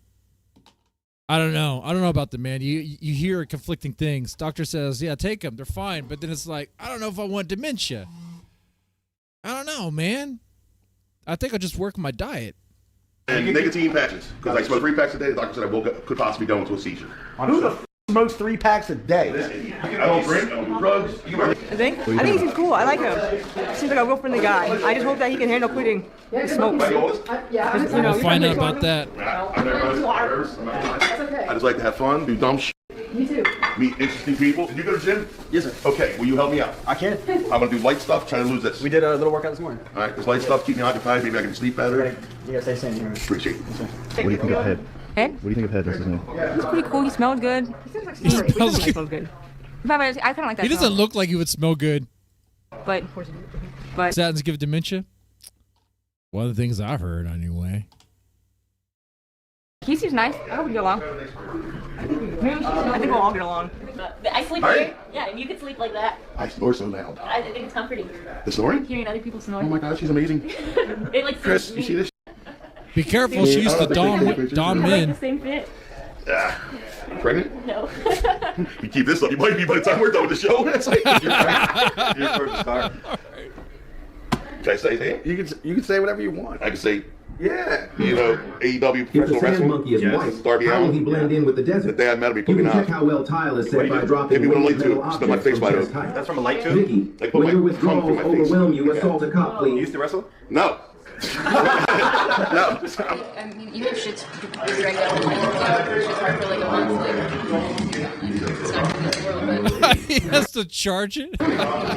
All Landon has to do is just let it drop, just let go, and it will hang and it will charge. But he hasn't even tried. I told him just hold it so it could charge. It's not like it doesn't like. Why would you trust that? If you want to see me eat Joe. If you can, or if you would, Emma. Dude, what? They can just literally just let it go, and it will. I tested it. You just let it go. You don't have to. You guys never had a chance anyway. She has taste. Because like, would you trust that? Would you just let the charger pack just dangle? Anyway, you know what? We're gonna move on to the next episode. Is what we're gonna do. All right, like I said, we're speed running this thing. We're on episode 4. We got to catch up here. We got a lot to get into. The room's haunted by what? Go. A ghost. Salad with calm dressing on it. What? Can I have a Bible verse to exorcise demons? I have it for you. What did they usually do next? They say, get your black ass out of here. Oh, the dude downstairs. Yeah, that dude. By the way, hey, if you like the stream, press the like button. It helps me out. And I mean, you could, if you want to throw me $1, that'd be nice. Here I am doing the thing that every streamer does. Give me $1, please. You want me to take a shot for it? You want me to smoke for it? This wolf's like a zombie. You on acid? We wish. Xanax? Dry scalp I have, so I shed a lot. I can't communicate I honestly. do not want a rift to form between the things. Listen, It's not. I can't communicate honestly that I feel like I'm doing too much. You just and then did. every time I do, you gonna do it to me again? What is that? Let me see it. No. Let me see it. Or I'll fine you. I'll fine you $10. You know what the Twin Towers are? Now look. And who is responsible? This looks like it's going to be pretty good. And what is Bashmere? And I don't want to go to details per se, but I think you guys are well known enough. No, I didn't want to go to details. I'm sorry. Oh, you're a little tipsy. Stepdad is blown away in jail after being exposed or caught with methamphetamines or syringes during that time. What? I know, you know, you're doing good. I'm sorry. I'm just drinking too much. It's not you. I'm sorry. I was just trying to make too much drama. Thanks for the $1, honey. Thank you, Gobbledygook. Don't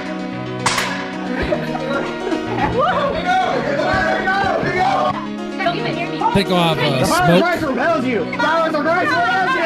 Go to the shower. Next time I get something upset. All right. I can't tell when I'm drinking. I can't tell when you get upset. When I'm drinking, I don't get upset until I tell you. If you drink too much, maybe just let me. Don't talk too much.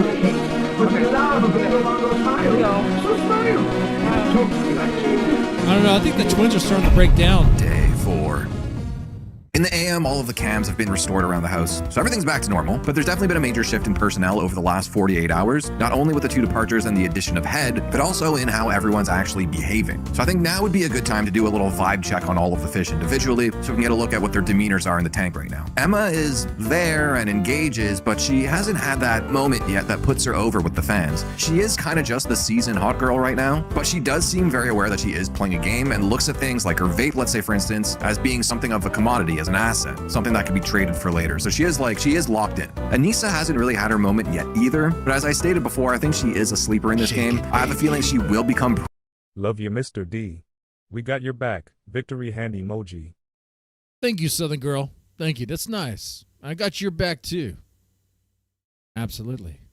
Pretty ruthless at some point based on how openly rude she's been to Muhammad. Speaking of Muhammad, who now also goes by Bashir, so if you hear me interchange the two, that's why. He hasn't changed at all. He needs to be the center of attention at all times, describe everything he's wearing in great detail and which country it comes from, but he does seem extremely aware that he is not well liked, not only by the fans, but by the actual people in the house. This has been demonstrated by him being overly friendly with Landon, who I don't think is really picking up on it, but it's pretty obvious he's literally just like sucking up to him because he knows that Landon's a more well-liked character, and he has been trying to do the same thing with the twins as well. He is definitely the villain right now, but he doesn't really seem to be playing the long game, so I don't think he's going to last to the end. He's not a good villain though, unless he has to realize he's the villain and like play into that role. Landon is Landon. He's autistic and endearing, but not self-doubting like a TJ or an REA from previous seasons. He's game for anything. It doesn't take a lot of coaxing to get him to do things, and he's unintentionally funny at all times, just in everything he does. Victoria, I think, had probably the biggest character change, like almost a complete 180 since Bezo left. There's no more crash out. She's rolling with the punches more. She's taking the mean TTSs on the chin. She is still clearly an emotionally weak person. You know what? That's good too, because she was the one that was like going to leave like day one, right? Like she came around. But she's bought herself some time, I'll say that. Especially as the rest of the house don't view her as a threat for the time being, because they all kind of know that she will most likely self-eliminate at some point. James Drake is, he's just kind of Luke-coded, I guess. The normal Chad, he appears to be very nice, but claims that he's ready to turn devious for the game, but is building trust with people at the moment and kind of just waiting to strike. But so far, we have not seen it. JD is an interesting one. Yesterday on Basement Cam, Jet briefly said that he realized that JD is white symbol. Without more context, I didn't really see what he meant at first, but while I was editing the segment from day 3 of him trying to get the scissors back from the twins, I now understand completely what he meant. He's rude, entitled, and was trying to dominate them verbally because he felt like they were beneath him mentally, which, fair enough, but whatever. He's gonna move into the role of main villain as soon as Muhammad gets himself eliminated for being unliked. Bingo and Bongo! Yeah, I mean, they collect bugs, so that's okay. Yeah, that Head sucks. is pretty awesome. He's like real big unk vibe. Because Muhammad has all this stuff that makes him look like a character, but he's not really that good of a character at all. There's a lot of look about him, but there's no substance. He's loud, boisterous, unapologetic. Everything he says is boomer humor, but I mean, it's endearing. He's just hard not to love. Bam shows up around noon and has a little push-up challenge. Yeah! 18! 19! You want that? Robot Indian gets activated. Does her little interviews for the day. They're not all that entertaining though. Head doesn't realize that the camera in Jacuzzi is active. Jobs are handed out for the day. Vicky has to get someone to eat kratom. Bashir has the early market shift. Landon has to covertly empty an entire bag of garbage into somebody's luggage. Wait, hold on. Back up. That chick has to make someone eat kratom, so she's like Ray Sachs? Jacuzzi is active. Jobs are handed out for the day. Vicky has to get someone to eat kratom. Bashir has the early... She's no fap gamer. Hey, take some kratom. You're gonna love it.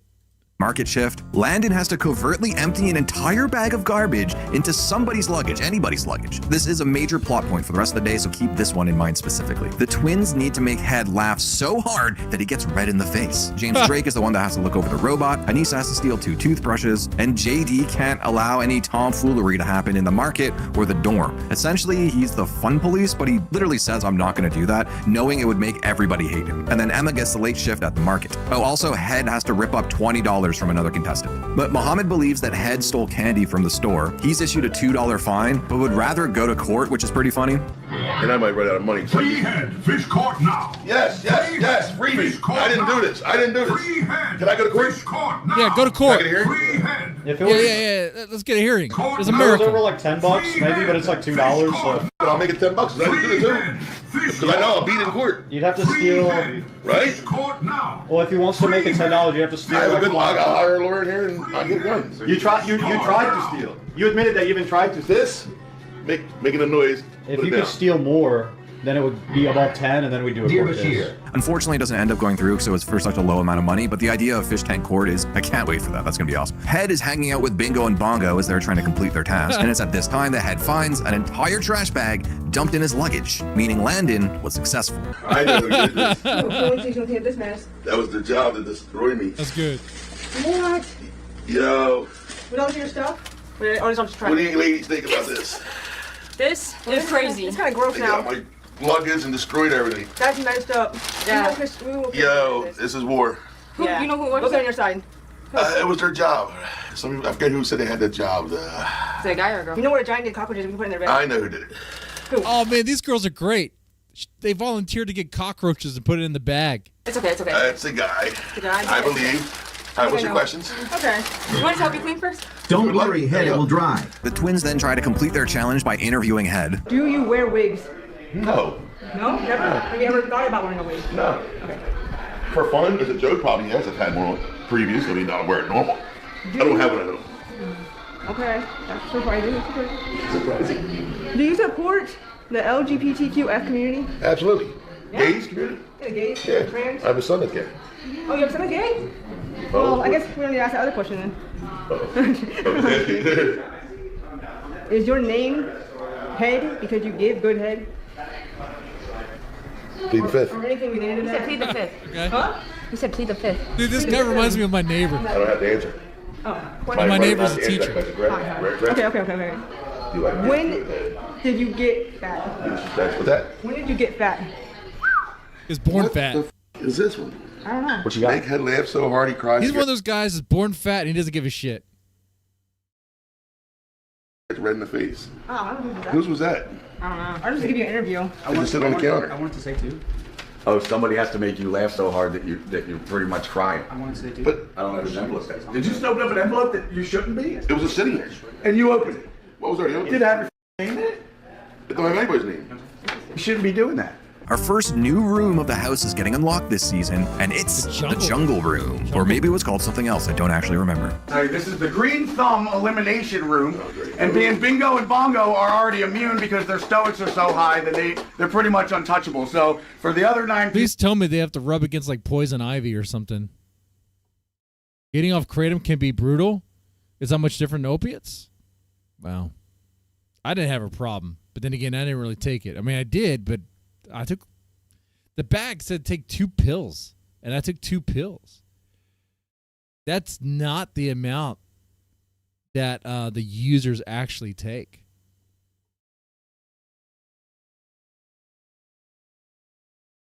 Anyway, people. Like it's one of those products that you're supposed to take a lot more than what is actually said on the bag for reasons.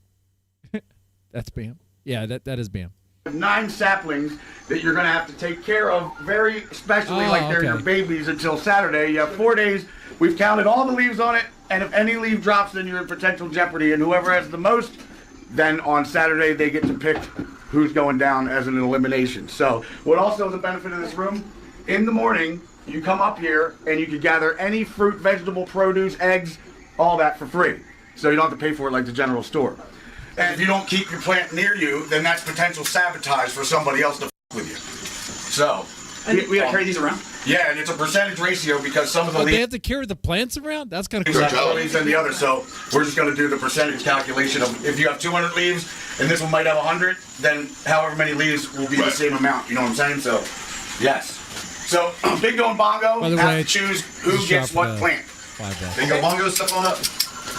In a funny moment, Ben tries to prompt Bam into explaining a new rule, but I don't think Bam kind of really understood what the task was. Bam, can you tell them that that plant will be for sale? The one that had that one's going to be for sale. Bam's going to explain it right now. For sale. Bam doesn't know. They're going to be able to bid on it if they lose leaves.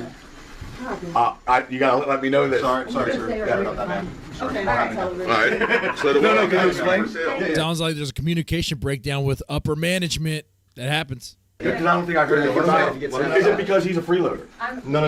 That plant is just, they're going to be able to bid on that if they lose too many leaves. Okay. So, there you go. So guys, Bam, everybody listen up, Bam. Does Head get a tree? Yeah, Head's got a tree. Okay, tree. Bashir almost breaks his plant within minutes, then Jet gathers everyone to just readjust the rules of this competition a little bit. We had a production meeting, and it's been decided that Bingo and Bongo do need a tree in order to play, because being that they're immune, that means that they cannot get eliminated, but now that they do have a tree, they get to pick who goes home too.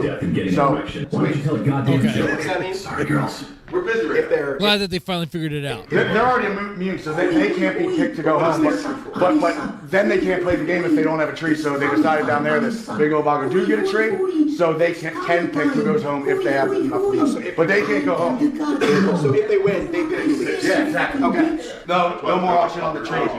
So now your tree is for yours to keep, and there's no negotiation. Good. Yeah. Imagine being a 56-year-old fat, bald welfare f*** that f***ed up his life so bad that he's on this show with the hopes of winning when everyone knows his fat ass is going home empty-handed. Welfare f***.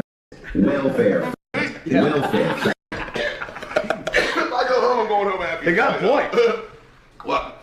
They do welfare fat. Bam is doing a money count with everyone in confessional. Head goes up first, and they start scheming together about how Head's gonna pay everyone back for his luggage getting ruined. What kind of in my bag, dude. They put the whole trash can in my bag. What was in the trash? Oh, eggs, oil, snot rags, juice boxes. It was disgusting. Also during Emma's, he nasty. sneakily cuts her plant. Bashir tries to team up with Landon to protect each other's trees, but Landon's not really into it. So then Bashir goes to the twins and pays them $5, so if they actually win, that they select the person they want to choose, not be influenced by others. He clearly understands that they are going to win this challenge because nobody's going to attack the twins because they're so popular, and then tried to manipulate them by giving them $5 and saying, just choose whoever you want. You could choose me, you could choose whoever, but here, take my $5, don't choose me. Ironically, it worked. He's just buying time. He's going to get eliminated. Moving on. Jet and Ben go up to boring. Victoria and tell her that they want to start taking kratom. They've never tried it before. Like, that motherfucker should have stuck to one thing. If he's going to be a cowboy, be a fucking cowboy. Like, don't be all this confusing ass bullshit altogether. He's trying too hard. Come on. They're asking her for advice. Is it potent? What does it make you feel like? High? Yeah, a little bit, but Like what? Like a body high? no, a mental high. It's not anything. Like What? Did you just take my leaf? No, What did you do? I tried. What? Get rid of the scissors. Is it in your pocket? No. Why are you with my plant? I ain't got nothing. I got cash. So what? How long does it take for the effects to start? Since you're drinking it like this, it's going to hit you faster than taking a capsule. And it should honestly start hitting you within like 15, 20 minutes. Why not just drink like a beer? Yeah. Because Yeah, just drink you a can't beer. really drink beer at work. And Well, but this is okay. But what's the difference, though? Doesn't this impair you, make you make like bad decisions? not at all. No. It doesn't impair you, make bad choice. No, you just be buying like a shit ton of katanas and knives and stuff. It's like the same level of music. It's nothing like beer. It's way more similar to that. This whole thing, though, is a distraction for Head to snip her plant. Ironically, this also completes her I could say so much more, man. Oh, anyway. task, though, so win-lose, I guess. Emma then snitches to Head about who destroyed his things. She happened to figure out it was Landon. And James Drake also realized that no one's going to attack the twins and tries to make a pact with them. Learning from Muhammad, they charge him $5. Could I then just join you guys? Yeah, we'll pick someone who didn't pay us $5. Do you also want $5? And then Bashir makes a wild play that severely backfired. He formed a pact with Landon and JD. Basically, he tried to be one of the bros. It's too late, man. They already know what's going on. The idea was that if one of their plants even had a leaf taken off of it, they would burn the whole thing down and destroy everyone else's, except for the twins, giving the twins the decision on who's going home. What they didn't know is that he paid them $5 basically not to pick him. So he goes full kamikaze mode while Landon and JD renege on the deal and decide not to. But Bashir breaks his own tree and then beelines for Anissa's and obliterates hers. Alright, well, time fun to do. Bashir, the silence is...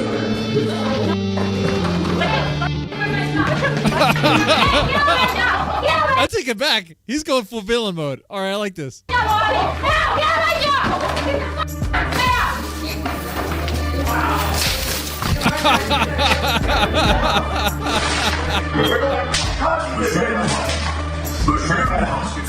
Use the information contained. Careful. Grab the level. I got your button. I'm right here, but if you move forward, you're going down. That was sick. Oh, what is she gonna do? Oh, she's gonna fuck his shit up. So hard. Oh, that's tuna? Oh. More stresses. Is that cat food? Tuna? Anissa then retaliates by dumping tuna all over his belongings. So the result of all of this kamikaze attack, he's now pushed JD and Landon in. But they sleep in the same dorm. The whole room's gonna smell like fucking fish. It's gonna smell like rank vagina. Holy shit. I don't know if she thought that one through. To the arms of James Drake for protection, as he had control of the bar and had a little corner to himself that no one was going to get to that you saw before. So they put their plants there. They're all teaming up. Yeah. I'm no longer disappointed in the guy. Never mind. I take back what I said about he needs to stay in one character. But he should have just. I actually have nothing to say here. He also put himself on the outs with the girls. He did well. All of the girls except for the twins who are upstairs collecting. And I like the fact that he put on the freaking bandana for it. That's bugs good. or something, and probably have no idea any of this even happened. All amped up on adrenaline, Bashir then goes to pray to center himself while he gets some victory music over the loudspeakers. Your god is alive, and Bert will use your tight ass all night long. With tensions super high, Head is now teasing Landon, making him believe that he knows it was him that messed with his luggage. So Jet pulls Landon aside and gives him some advice on how to establish dominance. He knows that you did it. Yeah. So it was not an easy task. I don't know it. It's $8. It doesn't even pay that much. Yeah, I'll still pay you. I'll still pay you for this task if you go up to him and you say, "Listen to me, old man. You're not going to do. You're full of shit. You won't even. You're scared of me. You're not going to do anything. So keep talking." So he's like, "I'm going to get you. I'm going to get you." Just look him right in the eye and say, "You're not with me, right? No. I'll pay you the 8. You're not going to do shit, old man. You're scared of me. I'm the king here. Keep running your mouth." What? The You're last not going to do shit to me. Confront him, Landon. Watch your mouth, old man. What would you say? I'm untouchable. I'm the king here. You better watch yourself. Watch your step. Because this is I'm a lion. This is my jungle. All right. It's just got to be badass. I'm the tiger. Because he's kind of bitchy. He's a tiger. No, I just need to talk to him. What's wrong? No. We were my friends. Oh, sorry. Any cameraman. Sorry. Landon's too nice for this. Landon's too nice. We're going to put that around someone's neck so we can That was misogynistic? How was that misogynist? What? Sometimes vaginas stink. Sometimes dicks stink too, but dicks don't smell like fish. They smell like something else.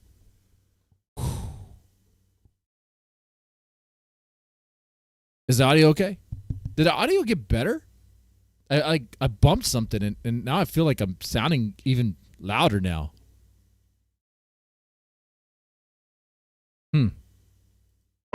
Yeah. What's up? Why do you keep on like talking to everyone, like riling them up? Admit to being What? Somebody got me today. No, you keep on saying you're going to do some massive show. Okay, we got till Saturday to find out what happens. On Saturday? It could be before Saturday. Alright, Saturday's elimination day. But you need to watch your toes, man. Yes. All right. You gonna say that? I'm untouchable. I'm the tiger here. All right. All right, I'm the tiger. But I'm the tiger. All right. You gotta watch your tippy toes. All right. So he needs to be closer for this to actually mean something. Listen, game on. Game on. If you remember, James Drake's job for the day was looking after robots, so he briefly has to leave his post to bring the robot upstairs. He allows Bashir to be part of the boys club if he promises not to attack his plant while he's gone, and the second he leaves, Bashir attacks while JD and Landon did almost nothing. Very beta. Why is the ginger Muslim acting so scary? Oh, dude, we get it. Get back.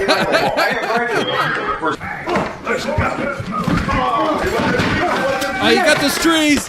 You got those trees!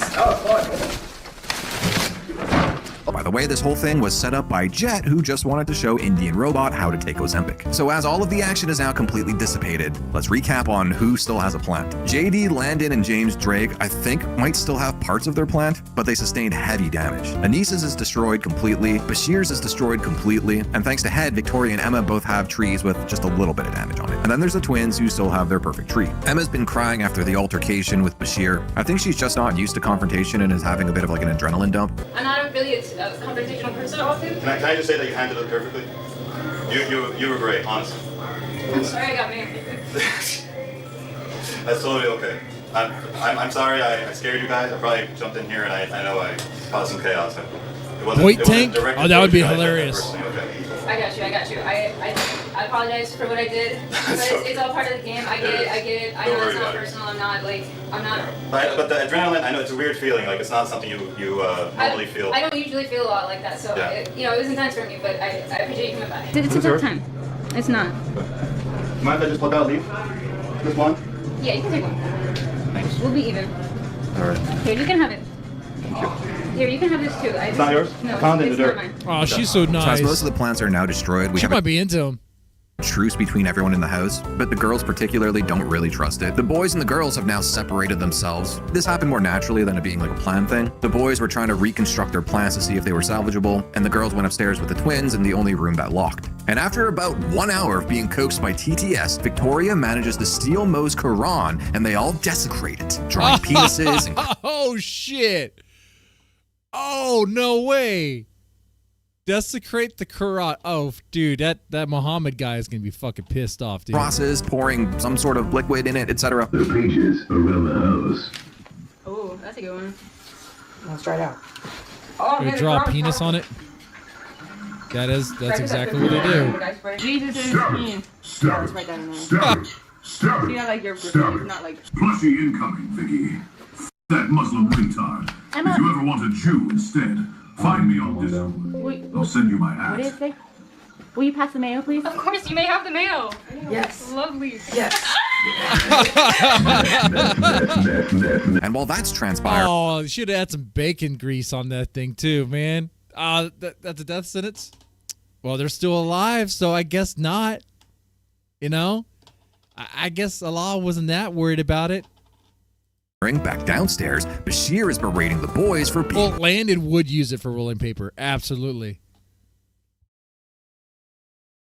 betas. Except for they not don't doing a weed follow-up there, attack that's on a the girls problem. upstairs. And given what they're up to, this actually proves his point completely. Say what you want about Bashir, I think a lot of people gained a lot of respect for him this day. His ISIS-like perseverance is something to be applauded, I guess. At this point, the girls are extremely paranoid of the boys downstairs, not even trusting production to come inside their locked room, while the guys are doing nothing.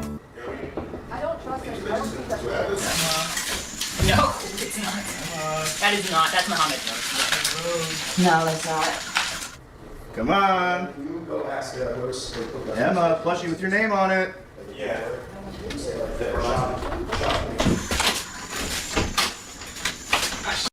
We're being like schizo as f. You can do that. a rose and a plushie. As the alcohol has now arrived, everyone kind of starts to mingle. Emma, Vic, and James Drake lament on the Bashir situation. Both the boys and the girls kind of agree that they want him out. Ironically, this whole thing that he started has completely backfired on him, because if it goes down to a vote, I'm pretty sure he is the one being voted out. And then all the fish are gathered in the bar area and are told to put their hands up. That came like 3 times already. Hey guys, just listen to what they have to say. You don't have to put your hands up, just make sure they're clear. Yeah, not in your pockets. They're right here. Hey, Atlanta PD. Hey, just want to check. Somebody called, concerned about y'all. Just got to make sure nothing funny's going on or anything like that. I said, well, just check. I mean, we take this up pretty serious, you know. So we get Is these it a calls real lot. one or not? Like we get what? these calls a lot, unfortunately, in this area, but This everybody's fake. fine, right? Yeah. Right. So this kind of stuff is no joking matter. But you know what? Sometimes there's exceptions. That uniform's not even this real. Is actually a joking matter. They're about to turn this motherfucker up. Hit that music for us. The strippers. For pretty obvious reasons, content ID, YouTube TOS, I'm not going to really be able to show any of this. It was only like half an hour though, so you're really not missing much. The funniest part were the twins just kind of being Oh, twins, they're I loving guess, it. and Bashir leaving the room. Oh yeah, also, as they first started dancing, Bashir snuck away and ran upstairs and smashed the rest of the plants.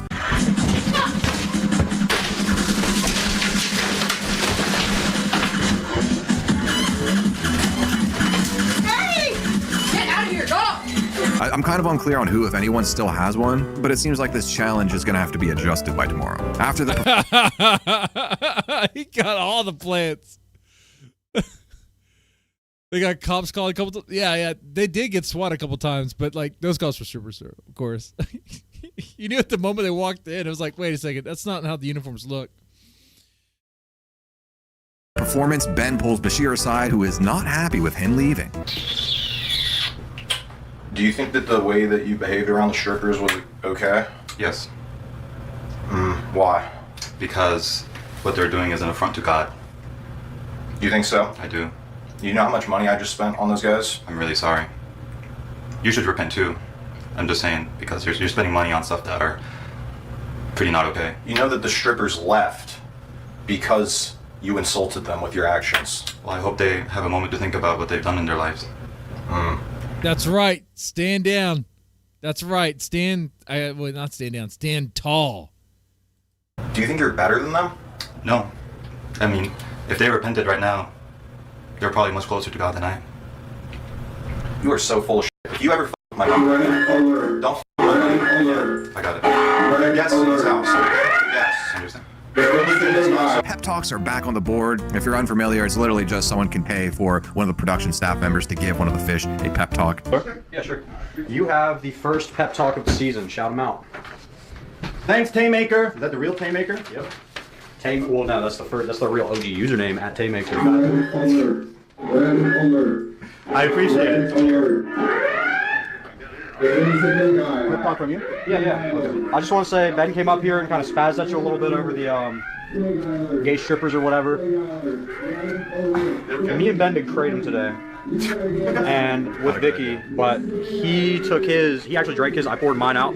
I'm gonna be honest, he's agitated, and we're kind of been like bickering today. When he came back downstairs, we disagreed. I think that I think the one thing you have, and I'm being serious, the one thing you have in this game is like what makes you unique and special. And if you don't want to get worked on, by a gay guy, you really have nobody to apologize to. I feel that way. So you don't bow to any pressure. Just like spin it, be yourself. Turn these off. Turn it off. But yeah, no. That's what makes you special. It makes people hate you, but it also makes people love you. Ben does his classic story time with the twins. I haven't like gotten a chance to really talk to you about who I am personally, but I have a brother, and he's my younger brother. We're not twins.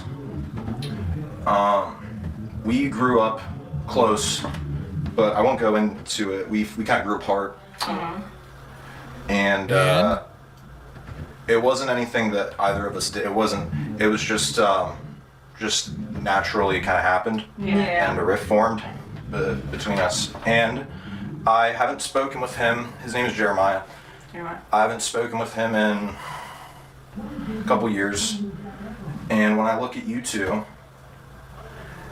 and I see the bond that you two have,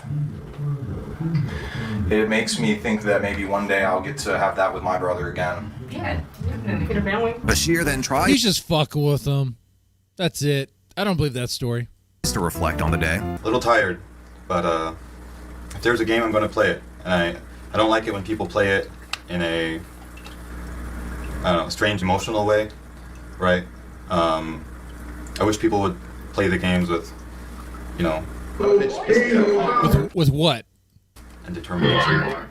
I want to hate you, but after today, I got to give you some love. Thanks, man. That was brilliant. Thanks, man. I appreciate it. Shut the f up, Shogun. He even has the wool coat, whatever this is. Yeah. Okay, he's doing good as a villain. That gives James Drake a pep talk, which was actually pretty cool to just give him some perspective on his position in the show because he's not a fan at all. You did a little bit of research on the show. Yeah, I had never heard of it beforehand. I really don't like spend time on the internet that much. Like I do my job, and that takes enough energy out of me already. So, but when I got booked, I was curious, and so I checked it out. And so I'd seen like clips and stuff. For sure, yeah. Well, another person who didn't know about the show was Charity, right? Mm-hmm. So it was out of everybody, like me, when I pick people for casting, which I didn't pick you. Ben was your biggest warrior. I want you to know that. Yeah. And Ben brought you to me, and then I like started to understand it. But Ben was like the person who's like, we gotta get James Drake. So just a little bit of context about the story of that you're here and shit. Charity also was not a fan of the show, and you guys knew what the show was. You had plenty of time to prepare or look into it or whatever, and it's chaotic. And even if you had time to prepare, if you weren't a fan that found it on your own first, there's really nothing you can do to truly understand what it's like to be in here. Yeah. I just want to highlight the fact that you're not from this world. You're not like a fan of the show. We like that. We think it's cool that you're.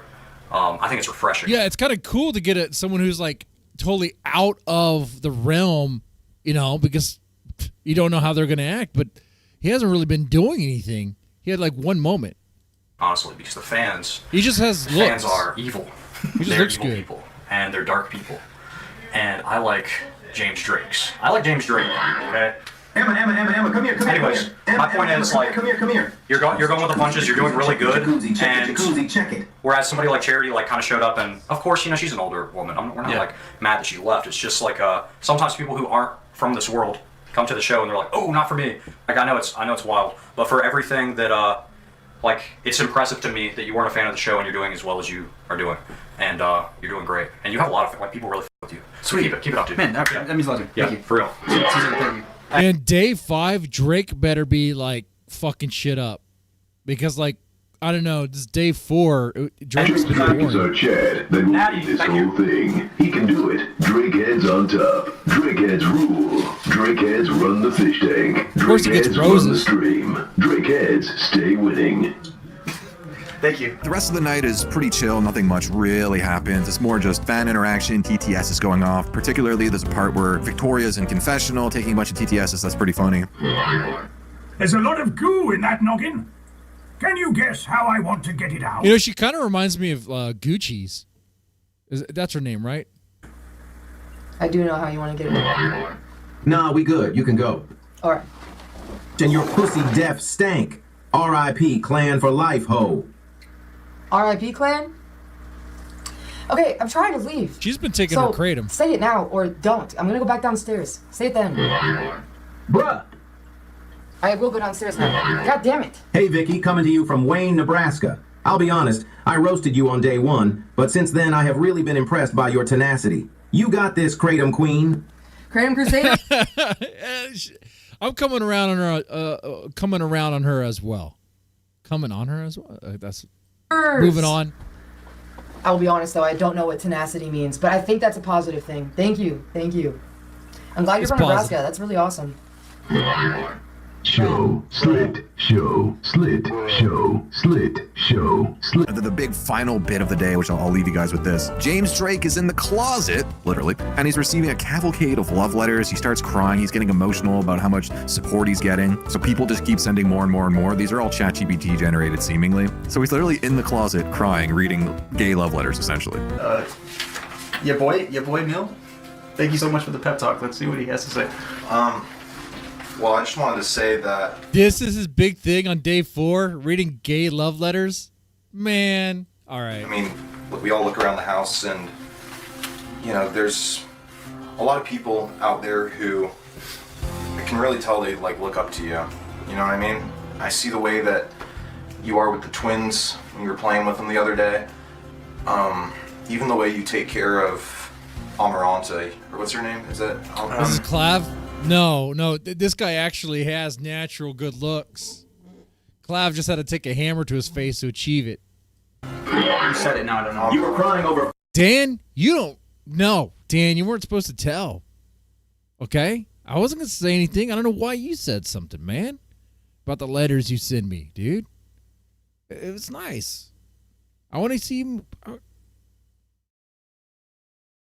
I'm not going to say anything about it, man. It's a little too much. Chat GPT letters, idiot. I will say, Dan is a good writer. Dan can set a scene. He can, dude. But just seeing the way that people look up to you and the way that you take care of other people is really inspiring. And it's so cool. I know that the audience, I don't think they've had this until now, but it's so cool to have somebody on who is, I mean, you're showing We have broken Daniel Larson out of jail to be Vicky's boyfriend. You're showing people that you Jan, hi, can Ben. be sensitive and, straight at the same time, that it's not gay to have emotions and it's not gay to cry. And it's just really cool, man. It's just really cool to see, just to see how good everything's going with you. And I knew when I casted you that I made the right choice, and you haven't let me down once. Oh man, that means a lot. And another love letter, bro. Another one. Yo, I appreciate you, bro. Sincerely, man. We're gonna have to talk. Like, I have a lot to say to you, but I gotta. Okay.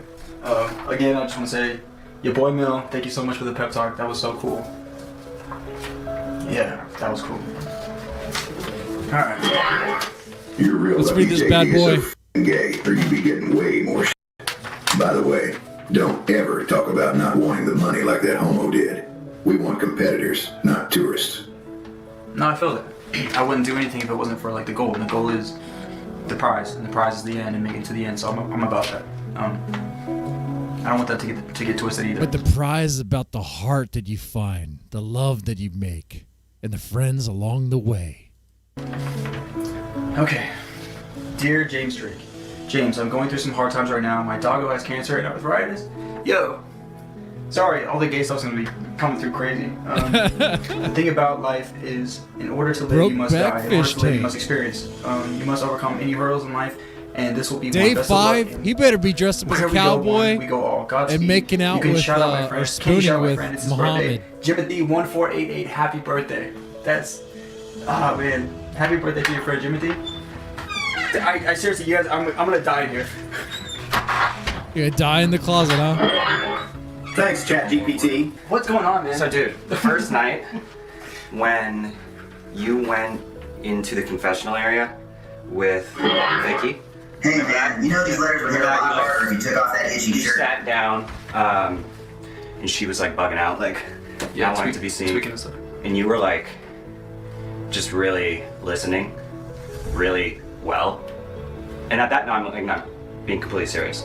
Like, I immediately thought that you have done a lot of work on yourself. Yeah. To be able to What am I listening to? just listen to someone. Drake, dude, you were so awesome. Hey there, cowpoke. Dude, they're just gassing this guy up. All right. I need to know what happens on day 5. But we're at the time. We are. We're at that time. I got work in the morning. I got to take care of some stuff for real. I got to deliver some coffee, and people need their coffee, man. But yeah, for sure. Tomorrow will be like we're gonna power through and catch up and get to current time Fishtank. Absolutely, we will. I think. Oh man, I think the best thing I've seen so far is the twins. Nothing tops that. But Muhammad Bashir, or whatever his name is, the Muslim gay cowboy guy, that was him going around destroying those plants. That was great. When he put on that bandana, he was in freaking kamikaze mode. He was ready to rock and roll. And he actually became the villain. All right. Yeah, we also spent the beginning of the stream talking about a soft white underbelly. That's right. You know. Anyway, with that said, twins are peak. Yeah, twins are peak. Twin Peaks. Twin Peaks. Okay. Anyway, with that said, if you guys enjoyed the show, thank you all so much for watching. And I'll stream tomorrow. Bingo Bongo. That's right. Bingo Bongo. Love the name. Oh, I guess I could shout out everybody who's here. Shout out to Edward, Arcade Pilot, Fed Up Southern Girl, Greatest Ally, Inferno, Killer Tony, NDR, and tech support. Finally, I have some tech support here. All right, with that said, you guys take it easy and have a good one.